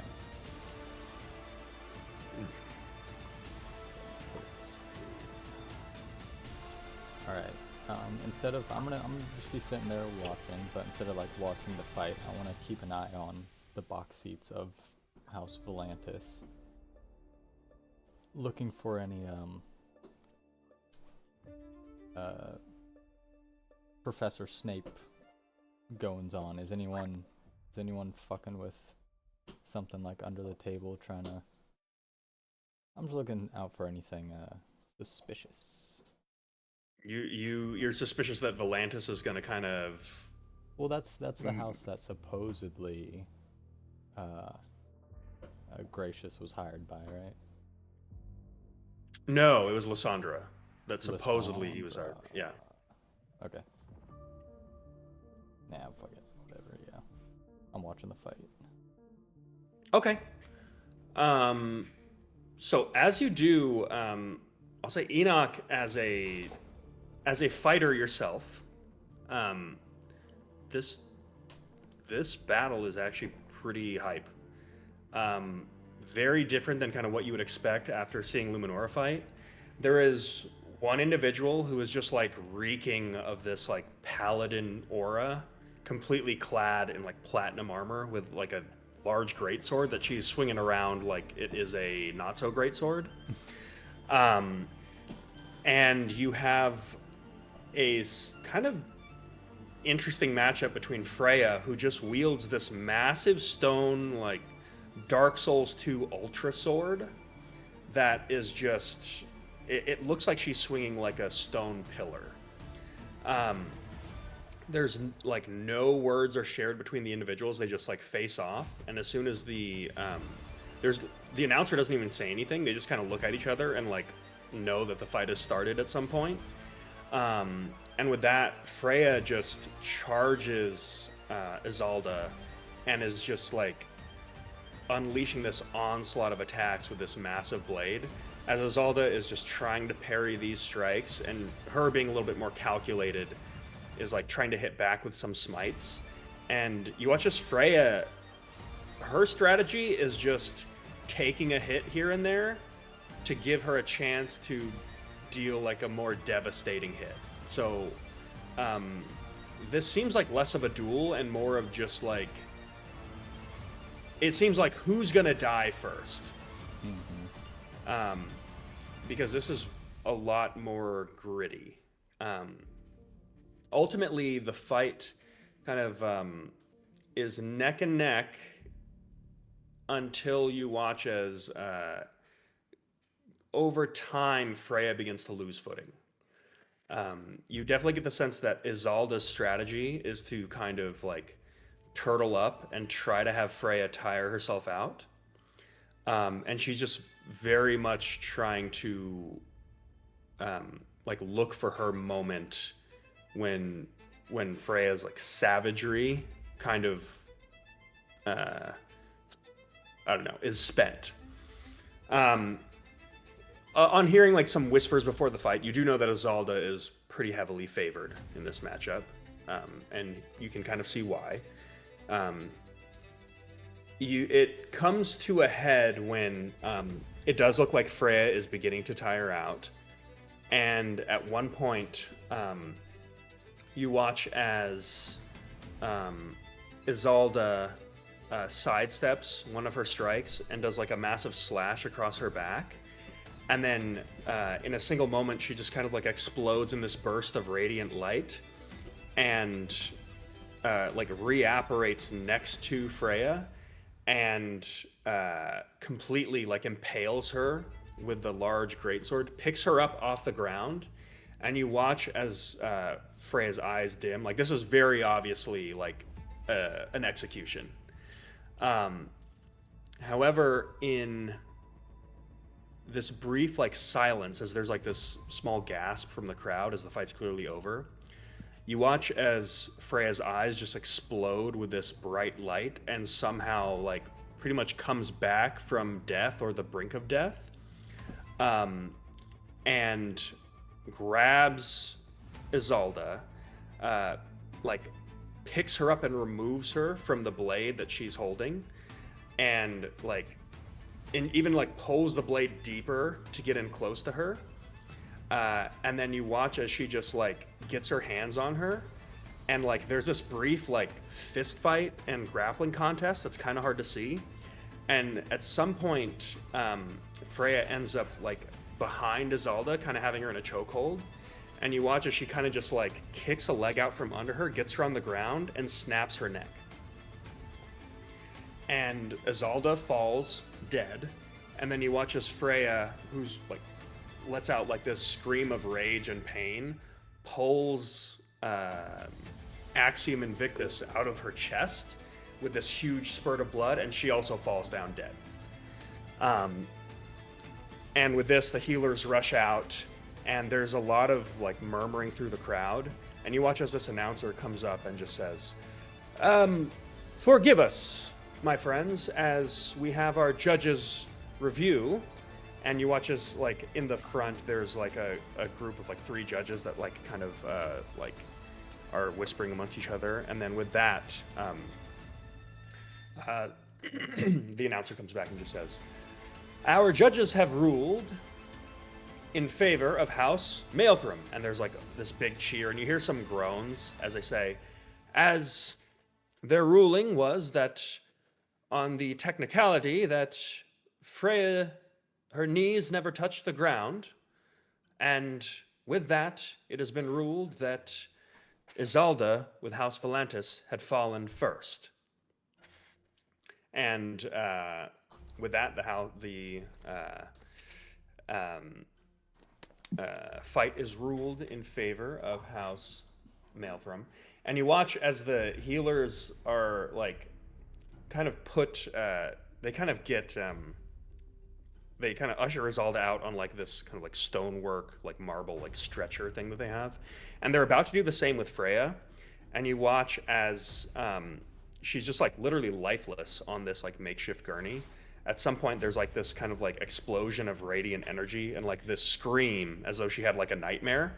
And then just like she gets up herself and then just like pushes the healers away, hops off the gurney, and then just begins and then walks back over to the Maelstrom box seats. We love a barbarian. Yeah, we do.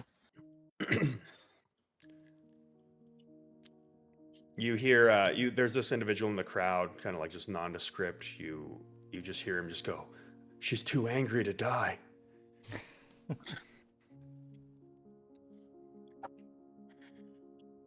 I lean back over to. I'm sorry, Alex. Don't remember names. The person who brought us all of our gifts. Yeah, Seraphina. Seraphina. That was unexpected. Congratulations.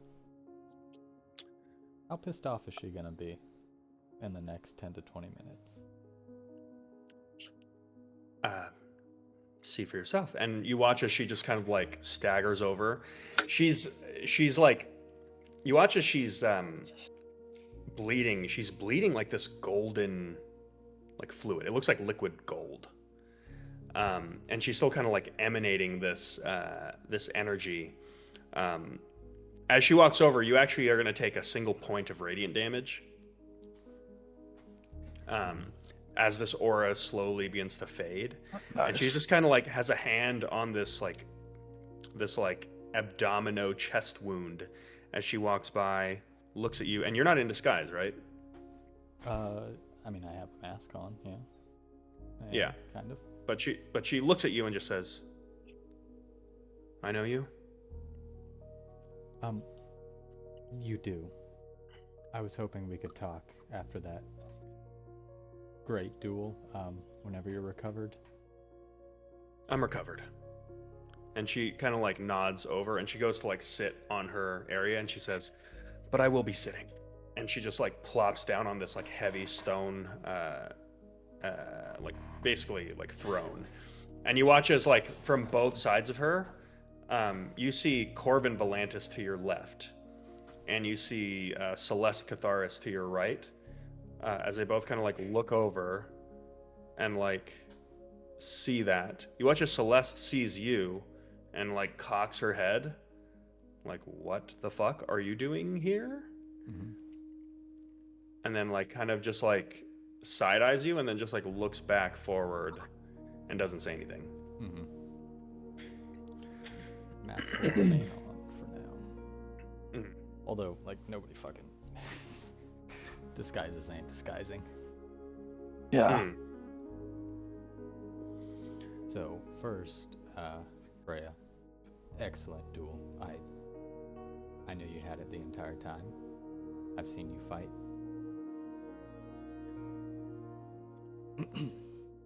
And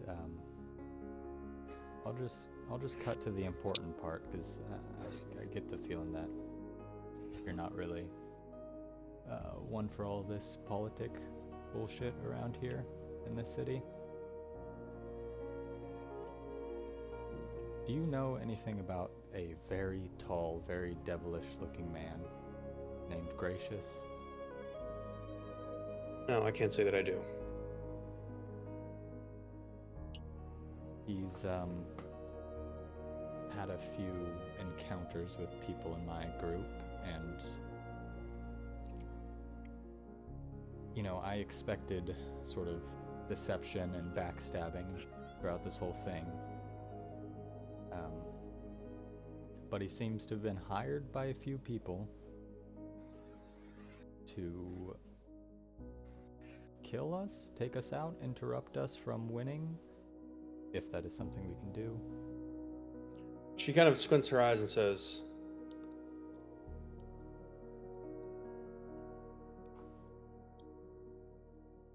I'm sorry. Why would someone be trying to kill you during the war games? Well, it was before the war games, and I think it's less kill us during it and ensure that. How many people are directly close to us? Is there chatter? There's chatter that you can kind of like blend into, so you can kind of find like you're getting a sense that for the most part there's not the most watchful. Okay. Luminora is with us, of course, and she is going to be our champion of this 7th house.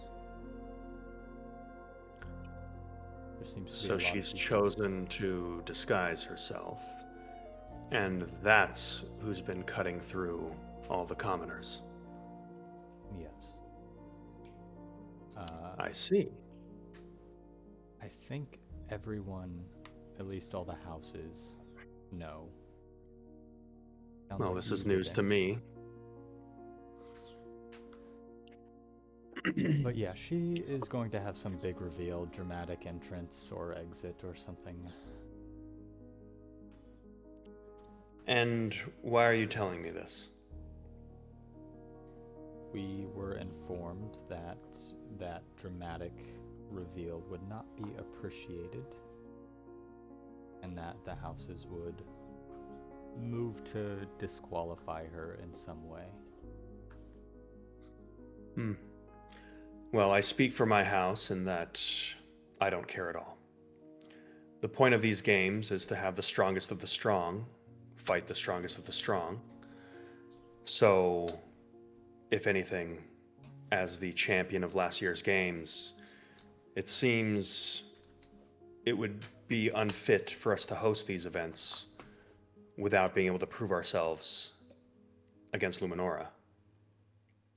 So, whatever happens, House Maeltham will be expressing that opinion.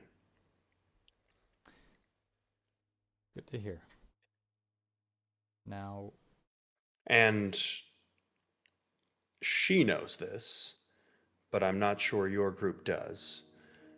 It won't be personal when I cleave her in two with Axiom Primus.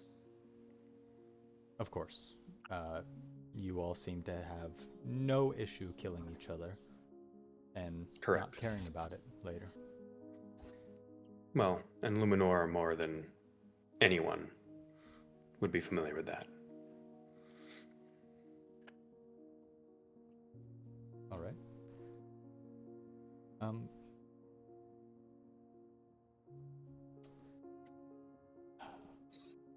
God, this is too public. No, it's not. This is too public to be talking about this. Someone's gonna overhear.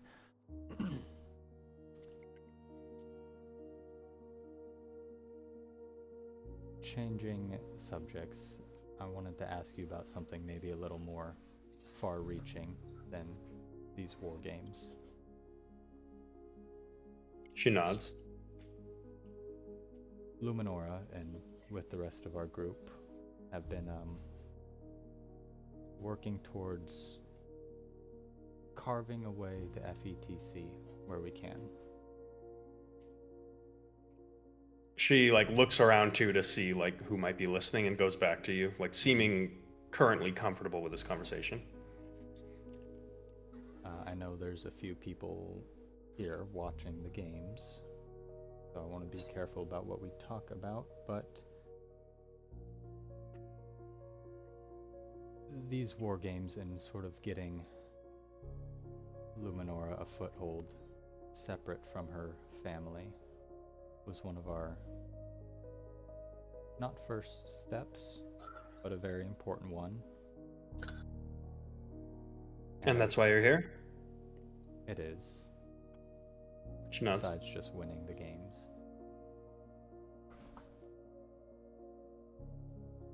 There's going to be a lot of resistance, but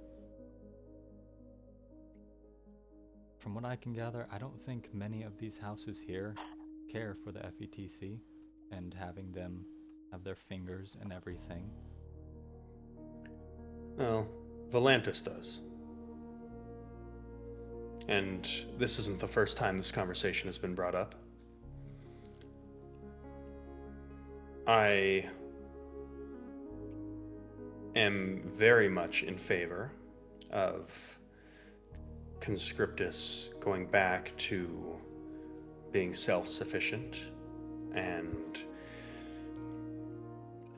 to stop acting as the FETC's loyal war dog. That being said, I hope that there's some semblance of a plan for afterwards, if this decision is to be made. There is, and there's a group a lot larger than just us that is working all throughout the Empire's territory, but we need a domino to fall first, and it is either Conscriptus or Andralis, and this seems like we have the most allies here. Well, I speak for House Maelstrom when I say that the occurrences outside of Conscriptus are of very little interest to myself.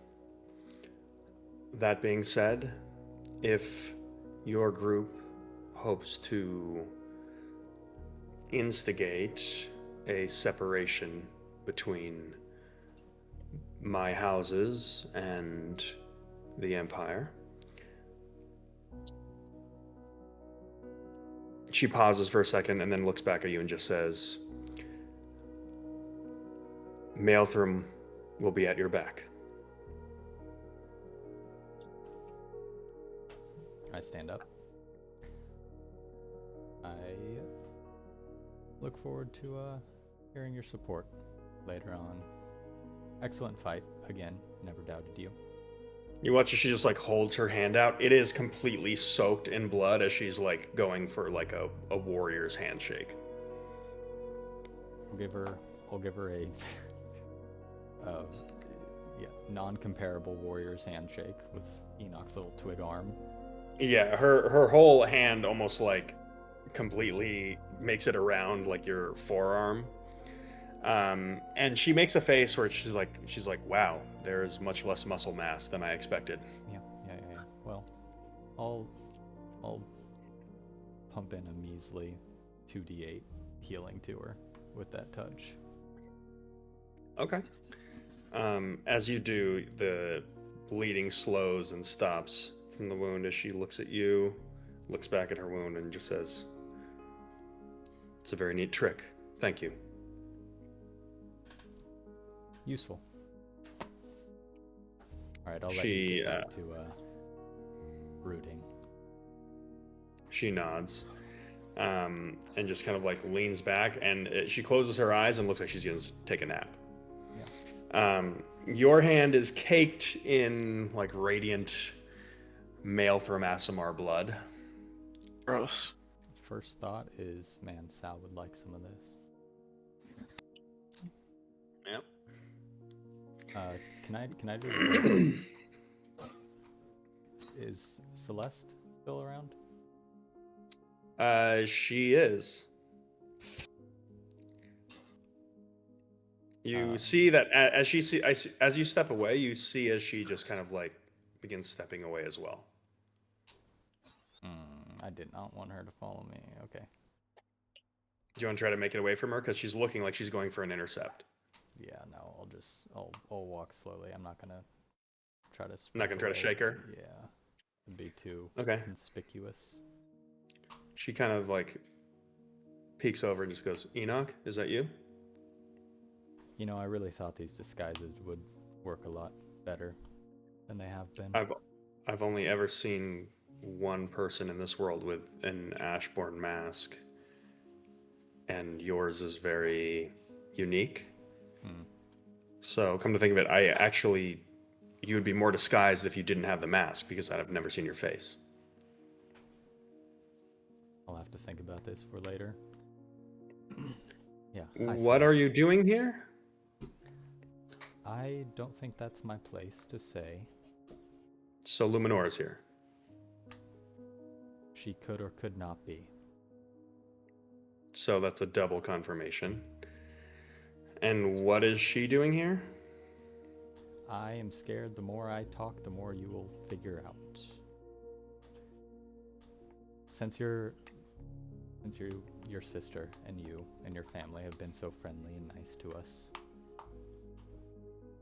she'll let you know more later. Very soon, actually, when you fight, I believe. You just. I know. Try to act surprised when she reveals herself. I think. Reveals herself. God damn it! Listen. This is what I'm She supposed to begins be thinking. casting a spell. A couple people like turn over to see as she's kind of like loudly incanting, and you watch as her spell book just like kind of like pops out of like a satchel on the side, like flips open, flips to a page, and like levitates in front of her like it's on this like lectern. And as she does, you watch as she just takes her hands and then just like kind of like weaves together this like rune in the air, and then as she does, she like you watch as it seals, and there's this kind of like almost like arcane like gong sound, and you feel this vibration like run down your neck and spine as something is like planted on your forehead. I need you to make a wisdom saving throw. Don't magic me, lady. God damn it. That's a 8. So you can feel her using a mind reading spell, and you feel her just like sorting through your memories, your thoughts, all these things. And she looks very upset. But hey, you went digging. I wasn't supposed to. You weren't supposed to find any of this out yet, okay? Don't be upset at me. We weren't even supposed to talk.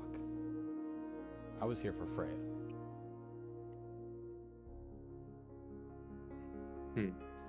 She just kind of nods, and she just like turns around and goes back up to the box. Shit.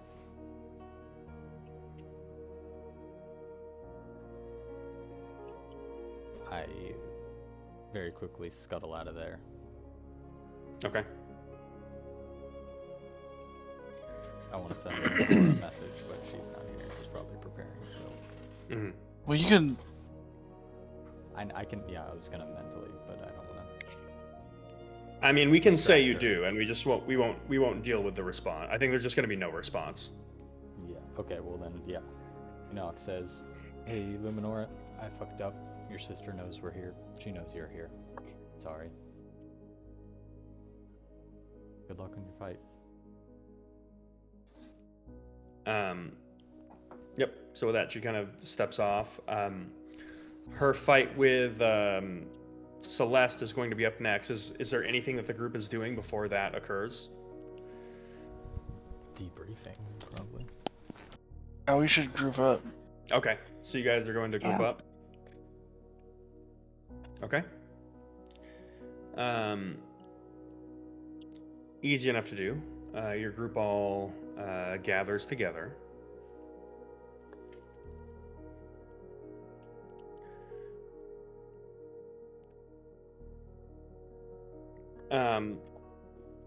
This will occur. We'll say you have your own kind of preparation area. Again, Luminor is kind of off on her own in like the actual like fighters' quarters, but you're kind of in your lodgings where you stayed last night. And you watch as Enoch steps back in, you know, donning the mask, and your group is all gathered. So how'd your conversation go? Not great. I mean, it went Not okay. bad. Yeah, not bad, not great. Basically, she told us that we're kind of screwed the longer we wait to reveal our identities, and that it would be a big deal regardless when it happened, and when that did happen, that House Lysandra would not be able to publicly support us. I mean, to take it a step further, they would have to publicly denounce our cause. So, yeah, not great. Well, I've got good news on the opposite front. Freya in her house said that they would publicly support us. I figured that would happen. They don't seem to care about all this politics. It's all about strength. And if Luminora wins, she's the strongest. Also, past that, I think we have her support with the whole fuck the FETC stuff. I don't know if you talked to Yuna about that at all. Well,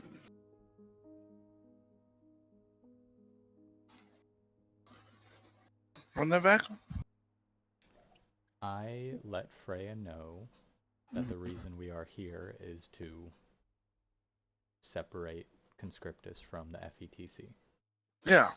And that if we are in the direction of succeeding, we have House Maelthrum's support. Well, I don't think Yuna said that she wouldn't support our cause. She said that she wouldn't.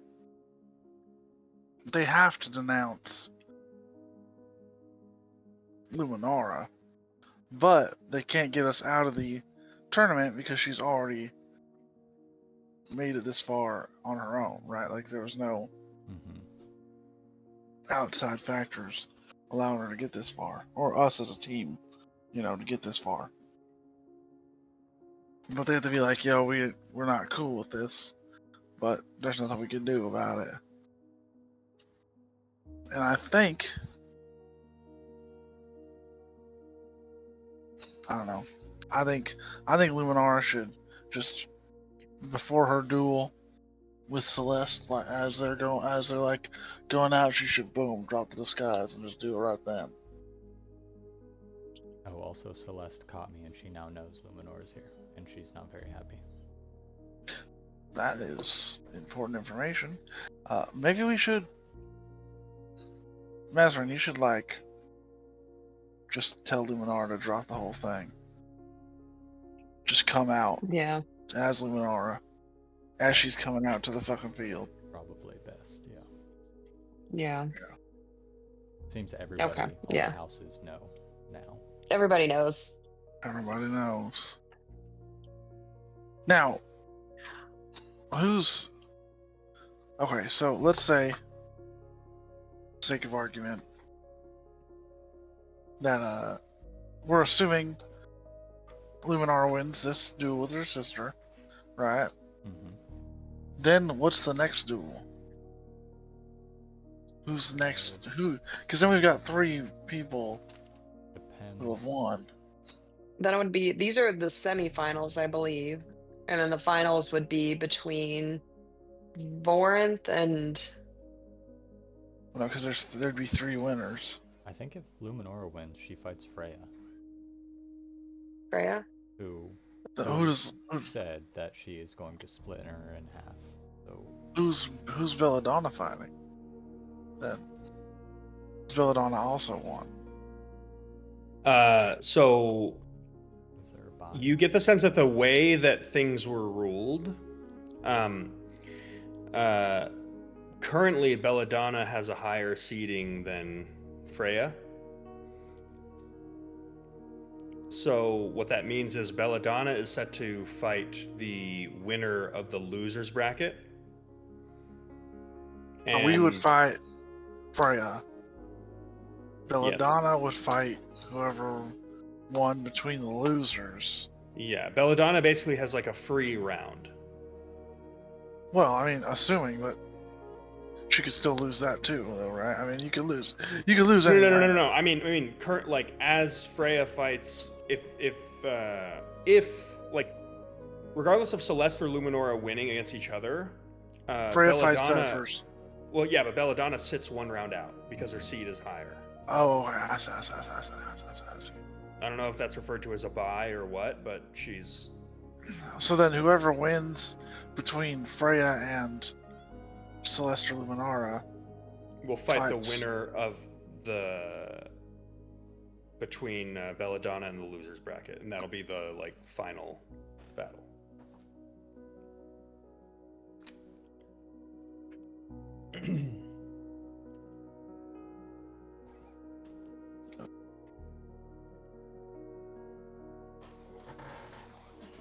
So the losers bracket, there's also 3 people that have lost. I'm not trying to make this more difficult than it needs to be, but I'm confused. We should have added another house. Although then there'd be one person out. So.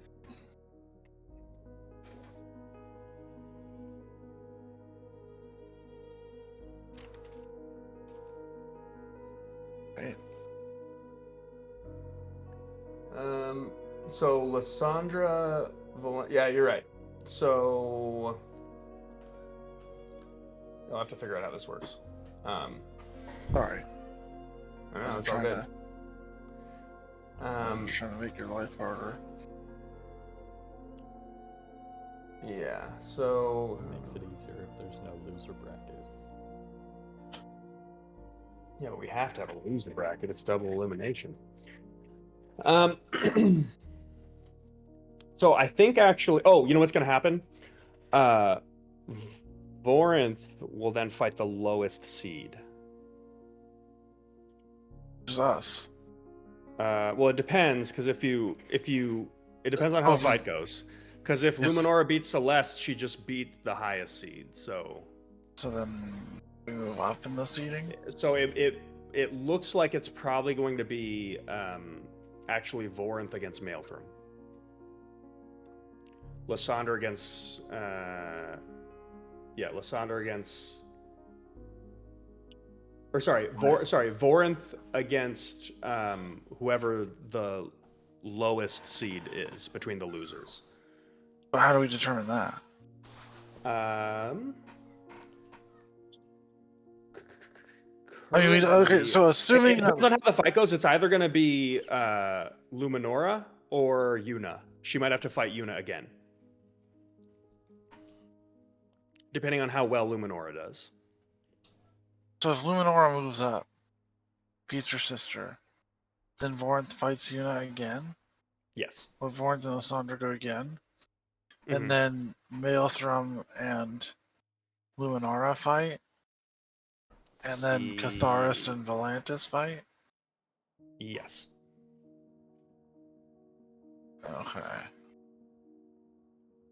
Okay. I guess we'll figure it out. Yeah, it depends on who wins, but if presuming Luminora wins, then that would be the events. So if Luminara loses, she's not out of the fight yet. She can still come back. If she loses, then she faces Belladonna next. But if she beats Belladonna, then she moves on? Then she moves on. So she can still win the whole thing. She can still win the whole thing. You can lose one fight. Got it. Cool. Good to know. I think we should be a little focused on... Actually, if she loses to Belladonna, she loses entirely because she will have lost twice. Yeah. No, I'm saying she could lose to Celeste, but beat and Belladonna. then if she beats Belladonna, we're still in. Yeah. Yep.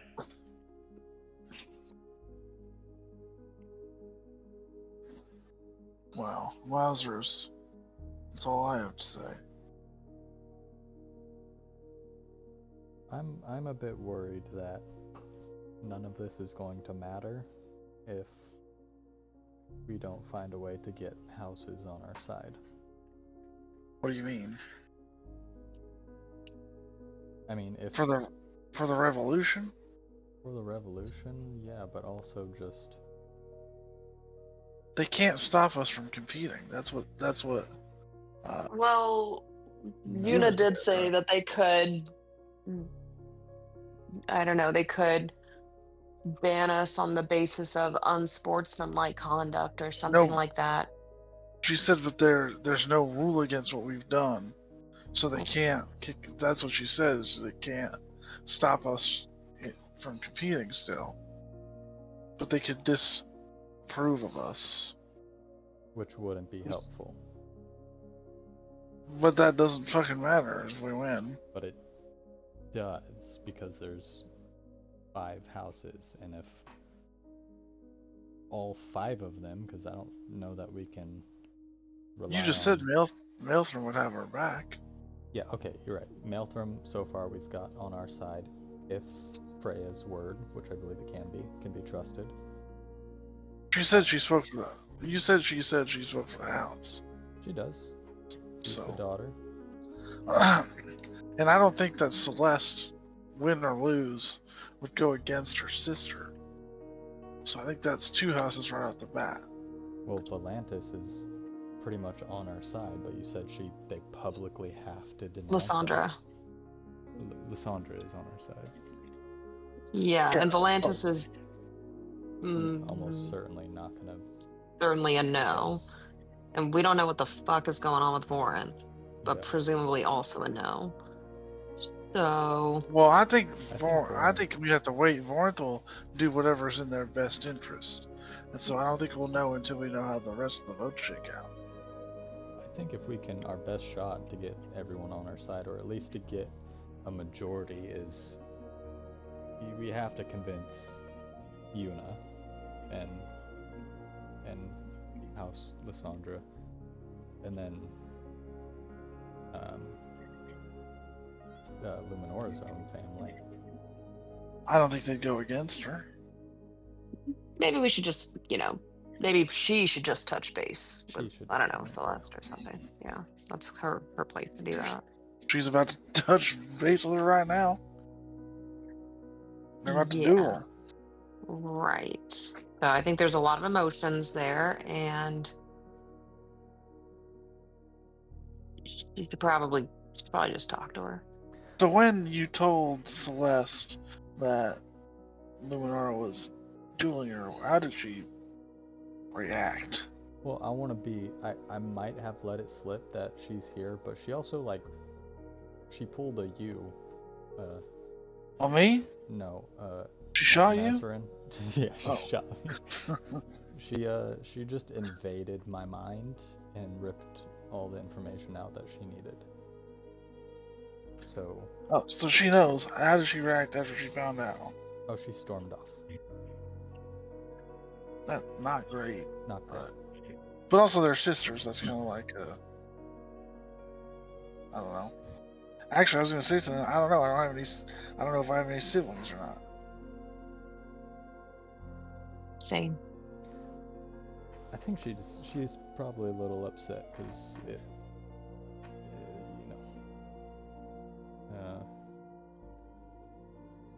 it's gonna overshadow her. Like this was Celeste's, big break into win the duel type of thing, and now, I mean, she ain't winning. Probably not gonna beat her sister, but they can figure that out. They can. Yeah.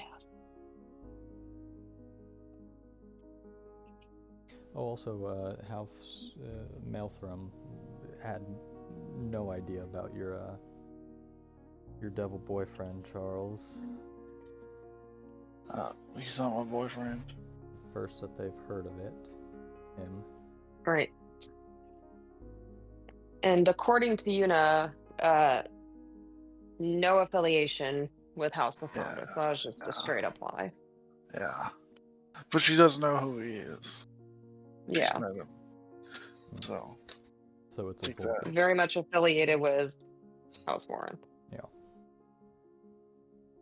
Which, What are the chances I mean, we we can just kill him? what are the chances? I don't know. How I strong don't was he? I mean, she seemed to let on to the physically. suspicion that he was like a demon or something. So I don't know Yeah, I don't however know if we're. strong demons are typically. I don't think we want to tangle with that at the moment. We got enough on our plate right now, let alone getting a Yeah, demon mad at us. agreed. But that might be something we have to do at some point eventually. I don't know. Who knows? Eventually. Eventually. Oh, Jesus.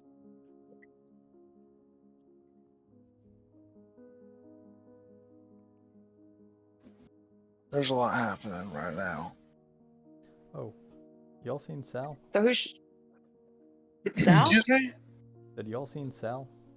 No, and I'm, not too worried about it. Alright, I'm just gonna scrape this blood off for later then. Yeah, I mean, why? I imagine it's kind of on like some of the like cloth that you have. Like, do you have hand wraps or something? Yeah.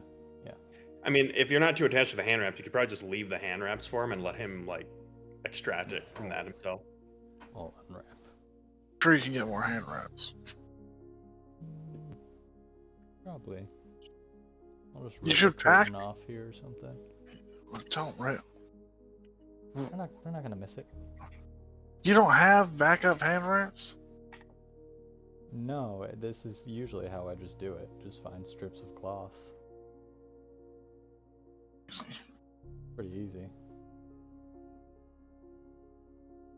Yeah, fuck it. I'm just gonna go find a curtain in our quarters. Cool. You have fun with that. You Cover need it a up knife or multiple something? times. Oh. Yeah, my fist will do. Okay. Cool. Actually, I'm gonna do my reverse mending process to unthread. Unmend. Yeah, I'm gonna unmend stuff. Do you have reverse mending? DM let me do it once, and I don't see how I could break the game with it. So I'm gonna say yes. I see how you can break the game with it. Is it reverse mending? Instead of spending a minute to fix something, I can spend a minute to disravel simple, non-magical things. Let the man rip a curtain up. I'm using it for clothes, man. I ain't gonna break. Mm-hmm. Yeah.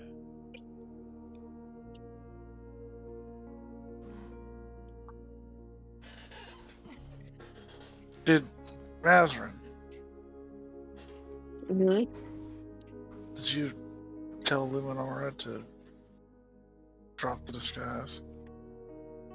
I thought you told me to tell her like literally while she was walking out, which I didn't necessarily agree with, but I'll tell her now. Should I tell her now? Yeah, I mean, tell her Okay. to drop it. You tell her now to drop it when she's walking out. Okay, gotcha. Okay. That's what I meant. Sorry. Miscommunication on my part. You're good. I will send a message to Luminora. Okay. Can you tell her that our disguises are basically useless? Everybody essentially knows that we're here, and the consequences of us waiting longer are going to intensify. So we should Okay. just out with it ASAP. Also, Celeste knows, which I feel like is important. Okay. Yeah. The information is passed on. Well, I'm gonna stop wearing this mask then. Get my hat back. Put my hat back on. Yeah, I think at this point, I mean, we're not competing anymore. Doesn't really matter. Yeah. And most people don't know who we are. Yeah, they knew Luminara. Yeah, this was That's- for the houses, and they already know who the hell that we're here. Yeah. I'll just take off one mask and put on the other. Okay.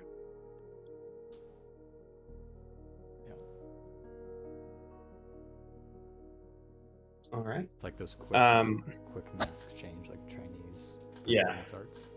Yeah. With that, you have a few.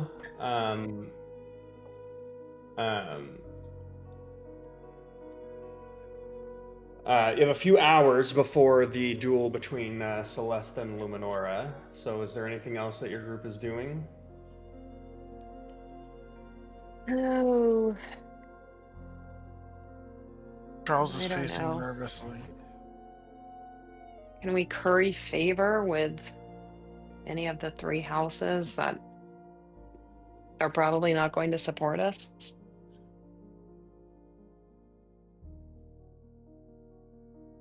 Does anyone have an in?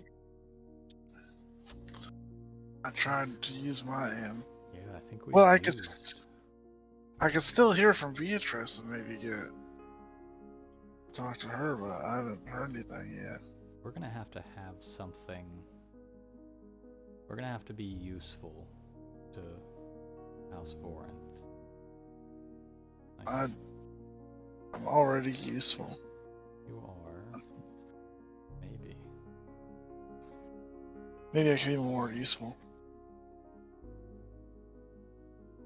I feel like we did the best that we could do, given that we're not these politicking kind. We're outsiders. Yeah, we also don't really have any standing. Yeah. You know.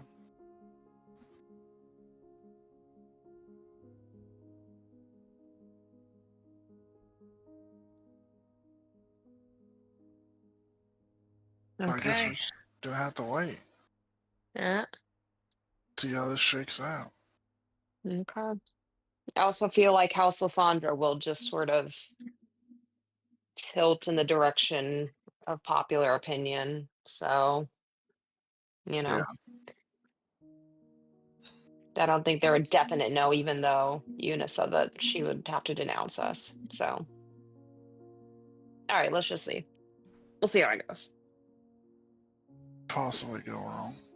There might be an Possibly. angle with Volantis, but I don't know that it's worth even trying. What's the angle? That they were already trying to break away from the Empire. It just involved getting Luminora killed and some other thing. Seizing power themselves, I think. Volantis is trying to kill Luminara? Yeah, you know, she killed her cousin and he didn't get revived. Oh, yeah. Actually, did he get revived? I don't think he did. We had a whole funeral. Why didn't they revive him? He's a boy. So, as you recall, it was kind of surrounded the controversy of him plotting to kill Luminora, where it was like a big disgrace to their house and like a pretty severe crime. Oh. Okay. Got punished. That's a tough punishment. Yeah. Dead is dead.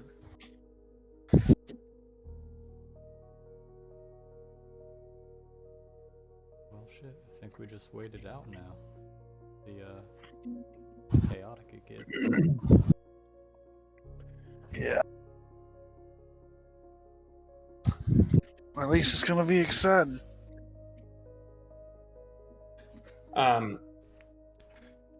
In this brief period of time, Charles, you do kind of feel this, like, as you have been in this moment of silence, you kind of feel like this itch.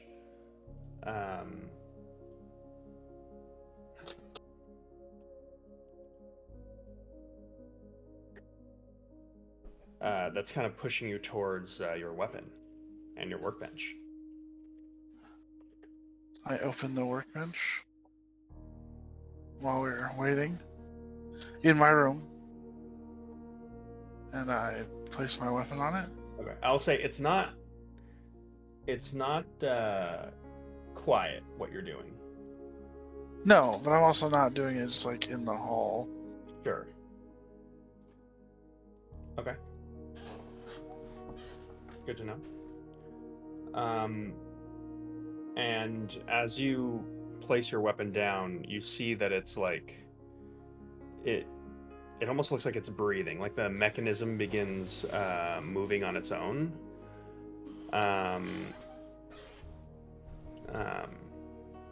And it looks like the gun almost wants to be kind of like taken apart.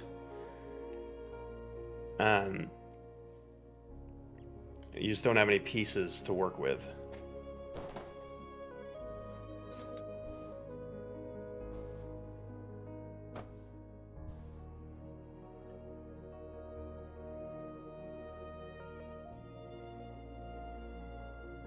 Didn't we get So a you- magical weapon? No. You did. You Well, did. it has to be Cursed.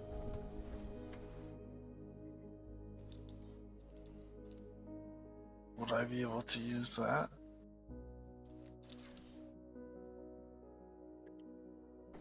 You can try.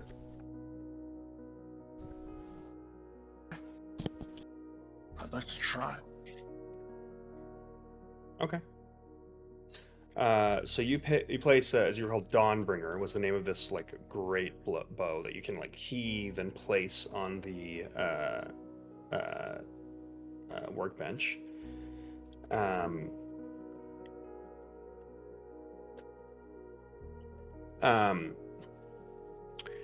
And as you do, you watch as like it naturally, or rather unnaturally, begins to like shift on its own. Like the workbench itself is kind of pulling it specifically into place. Dawnbringer? Yes. And you actually watch as like the wood itself on the workbench begins to like like little slits begin to disintegrate, and you just like hear the sounds of like sawdust hitting the floor, and these like clamps of like dark iron just kind of like come up and secure the bow to the workbench itself. And with this, you watch as Malice just begins to disassemble itself. And you watch as like these tiny little gears and screws and like bolts and pieces just begin to like make their way over and almost like break into smaller and smaller pieces until there are just like these, it looks like these tiny little black like shadowy like nanobots that just begin to slowly like engulf Dawnbringer, and it looks like it's just completely chewing it through. With that, the workbench is like shuddering, and it's almost like there's an earthquake happening in this room. Everyone that's here would hear this coming from Charles' room. So I'm going to ask right now, is anyone going to investigate this, or are you going to leave Charles to his business?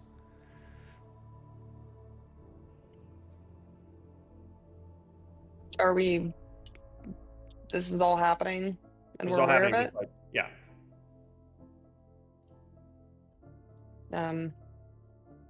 I mean, I'll say something. I mean, I'm in you're my not room you're not with not the in door his room. closed. Yeah, he's in his room with the door closed, and there's just like these weird sounds coming from there. Okay. Okay.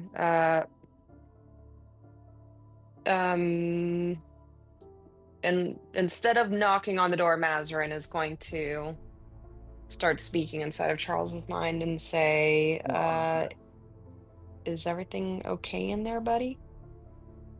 Yeah, yeah, I think so. Totally fine. Just using my workbench. Working. And I'm aware. Am I aware of what this workbench is related to? Have I ever seen it? Yeah, You've you seen also. him, but it's related to his gun. I know. Yeah, I know, but I'm just not sure if Mazarin. Yeah, no, Mazarin, he's- I'm gonna. that's I'm what gonna she assume knows. she is. Yeah, Yeah. she Okay. knows about as much as you do. Okay. Mazarin's going to then knock on the door. Wait a few seconds. If she doesn't hear a response, she's going to open up. Maybe you wait outside for a minute. Are you waiting outside or are you Um, opening the door? I'm not sure if that's such a great idea. Whatever you're about to do is probably going to be related to House Vorinth, and I don't know, things are a little contentious right now. Maybe put it down, Charles. I'm putting it down. Okay, Do as the you noises say, stop? no, as you say that, Charles, Dawnbringer is now like completely covered in this blackness, and it's just being like digested from either end of the large bow. And with that, like, there's this like burbling, like black liquid that's just beginning to like kind of boil over, but it's not. It's happening in like this globular shape, and then you watch as like shoulders arise from it, and this like weird like screaming face that can't make any noise. That's like trying to break out of this thing, and then two arms that just like reach forward and like grab you by the throat. Me? Yep. Great. And it's like pulling you into its face, and it's got like kind of like these kind of like how do I put it, like crescent shaped eyes that it's like pulling you into. Are you resisting this effect, or are you just rolling with whatever happens next? Wow, that's a good question. Charles is stunned. He is making a effort to look as if he's resisting if anyone was watching, Okay, but not necessarily But no. giving it 100%. sure. Can we say that Mazarin opens the door at this point? Yeah, you can do whatever you want. Yeah, Okay, you can Mazarin's never know. opening the door at this point. You open the door and you watch as Charles is just like, it looks like he's just kind of like tripping balls. He's just like looking up. His eyes are kind of like rolled back, and he's just standing like perfectly still, like shuddering. And there's nothing on the workbench. He's just like standing in front of the workbench, shuddering. And every once in a while, the room kind of like shakes, and the workbench like jiggles and like strains against something, and almost like Charles's weird like convulsions every now and then are in sync with the workbench itself. Okay, Mazarin, she's gonna rush over to Charles and she's just gonna grab his shoulders and say, "What are you doing? What's going on?" And she's gonna shake him and see if she gets a response from him. Okay, Mazarin, I need you to make a wisdom saving throw. Oh shit, dude. Nice. Wisdom I'm sorry, save. Nazar. No, you're not. I'm sorry that you're in danger a little bit. Okay, not bad. 15 and 19. That is a failure. Oh, So both of you take 20 points of psychic damage. damn it, Nazareth. And you are privy to the same vision. Charles, I hope you don't die. I have to go, guys. I have a massage appointment. Okay. See you. Dude. Nice. Okay, see you, Good luck. Pierce.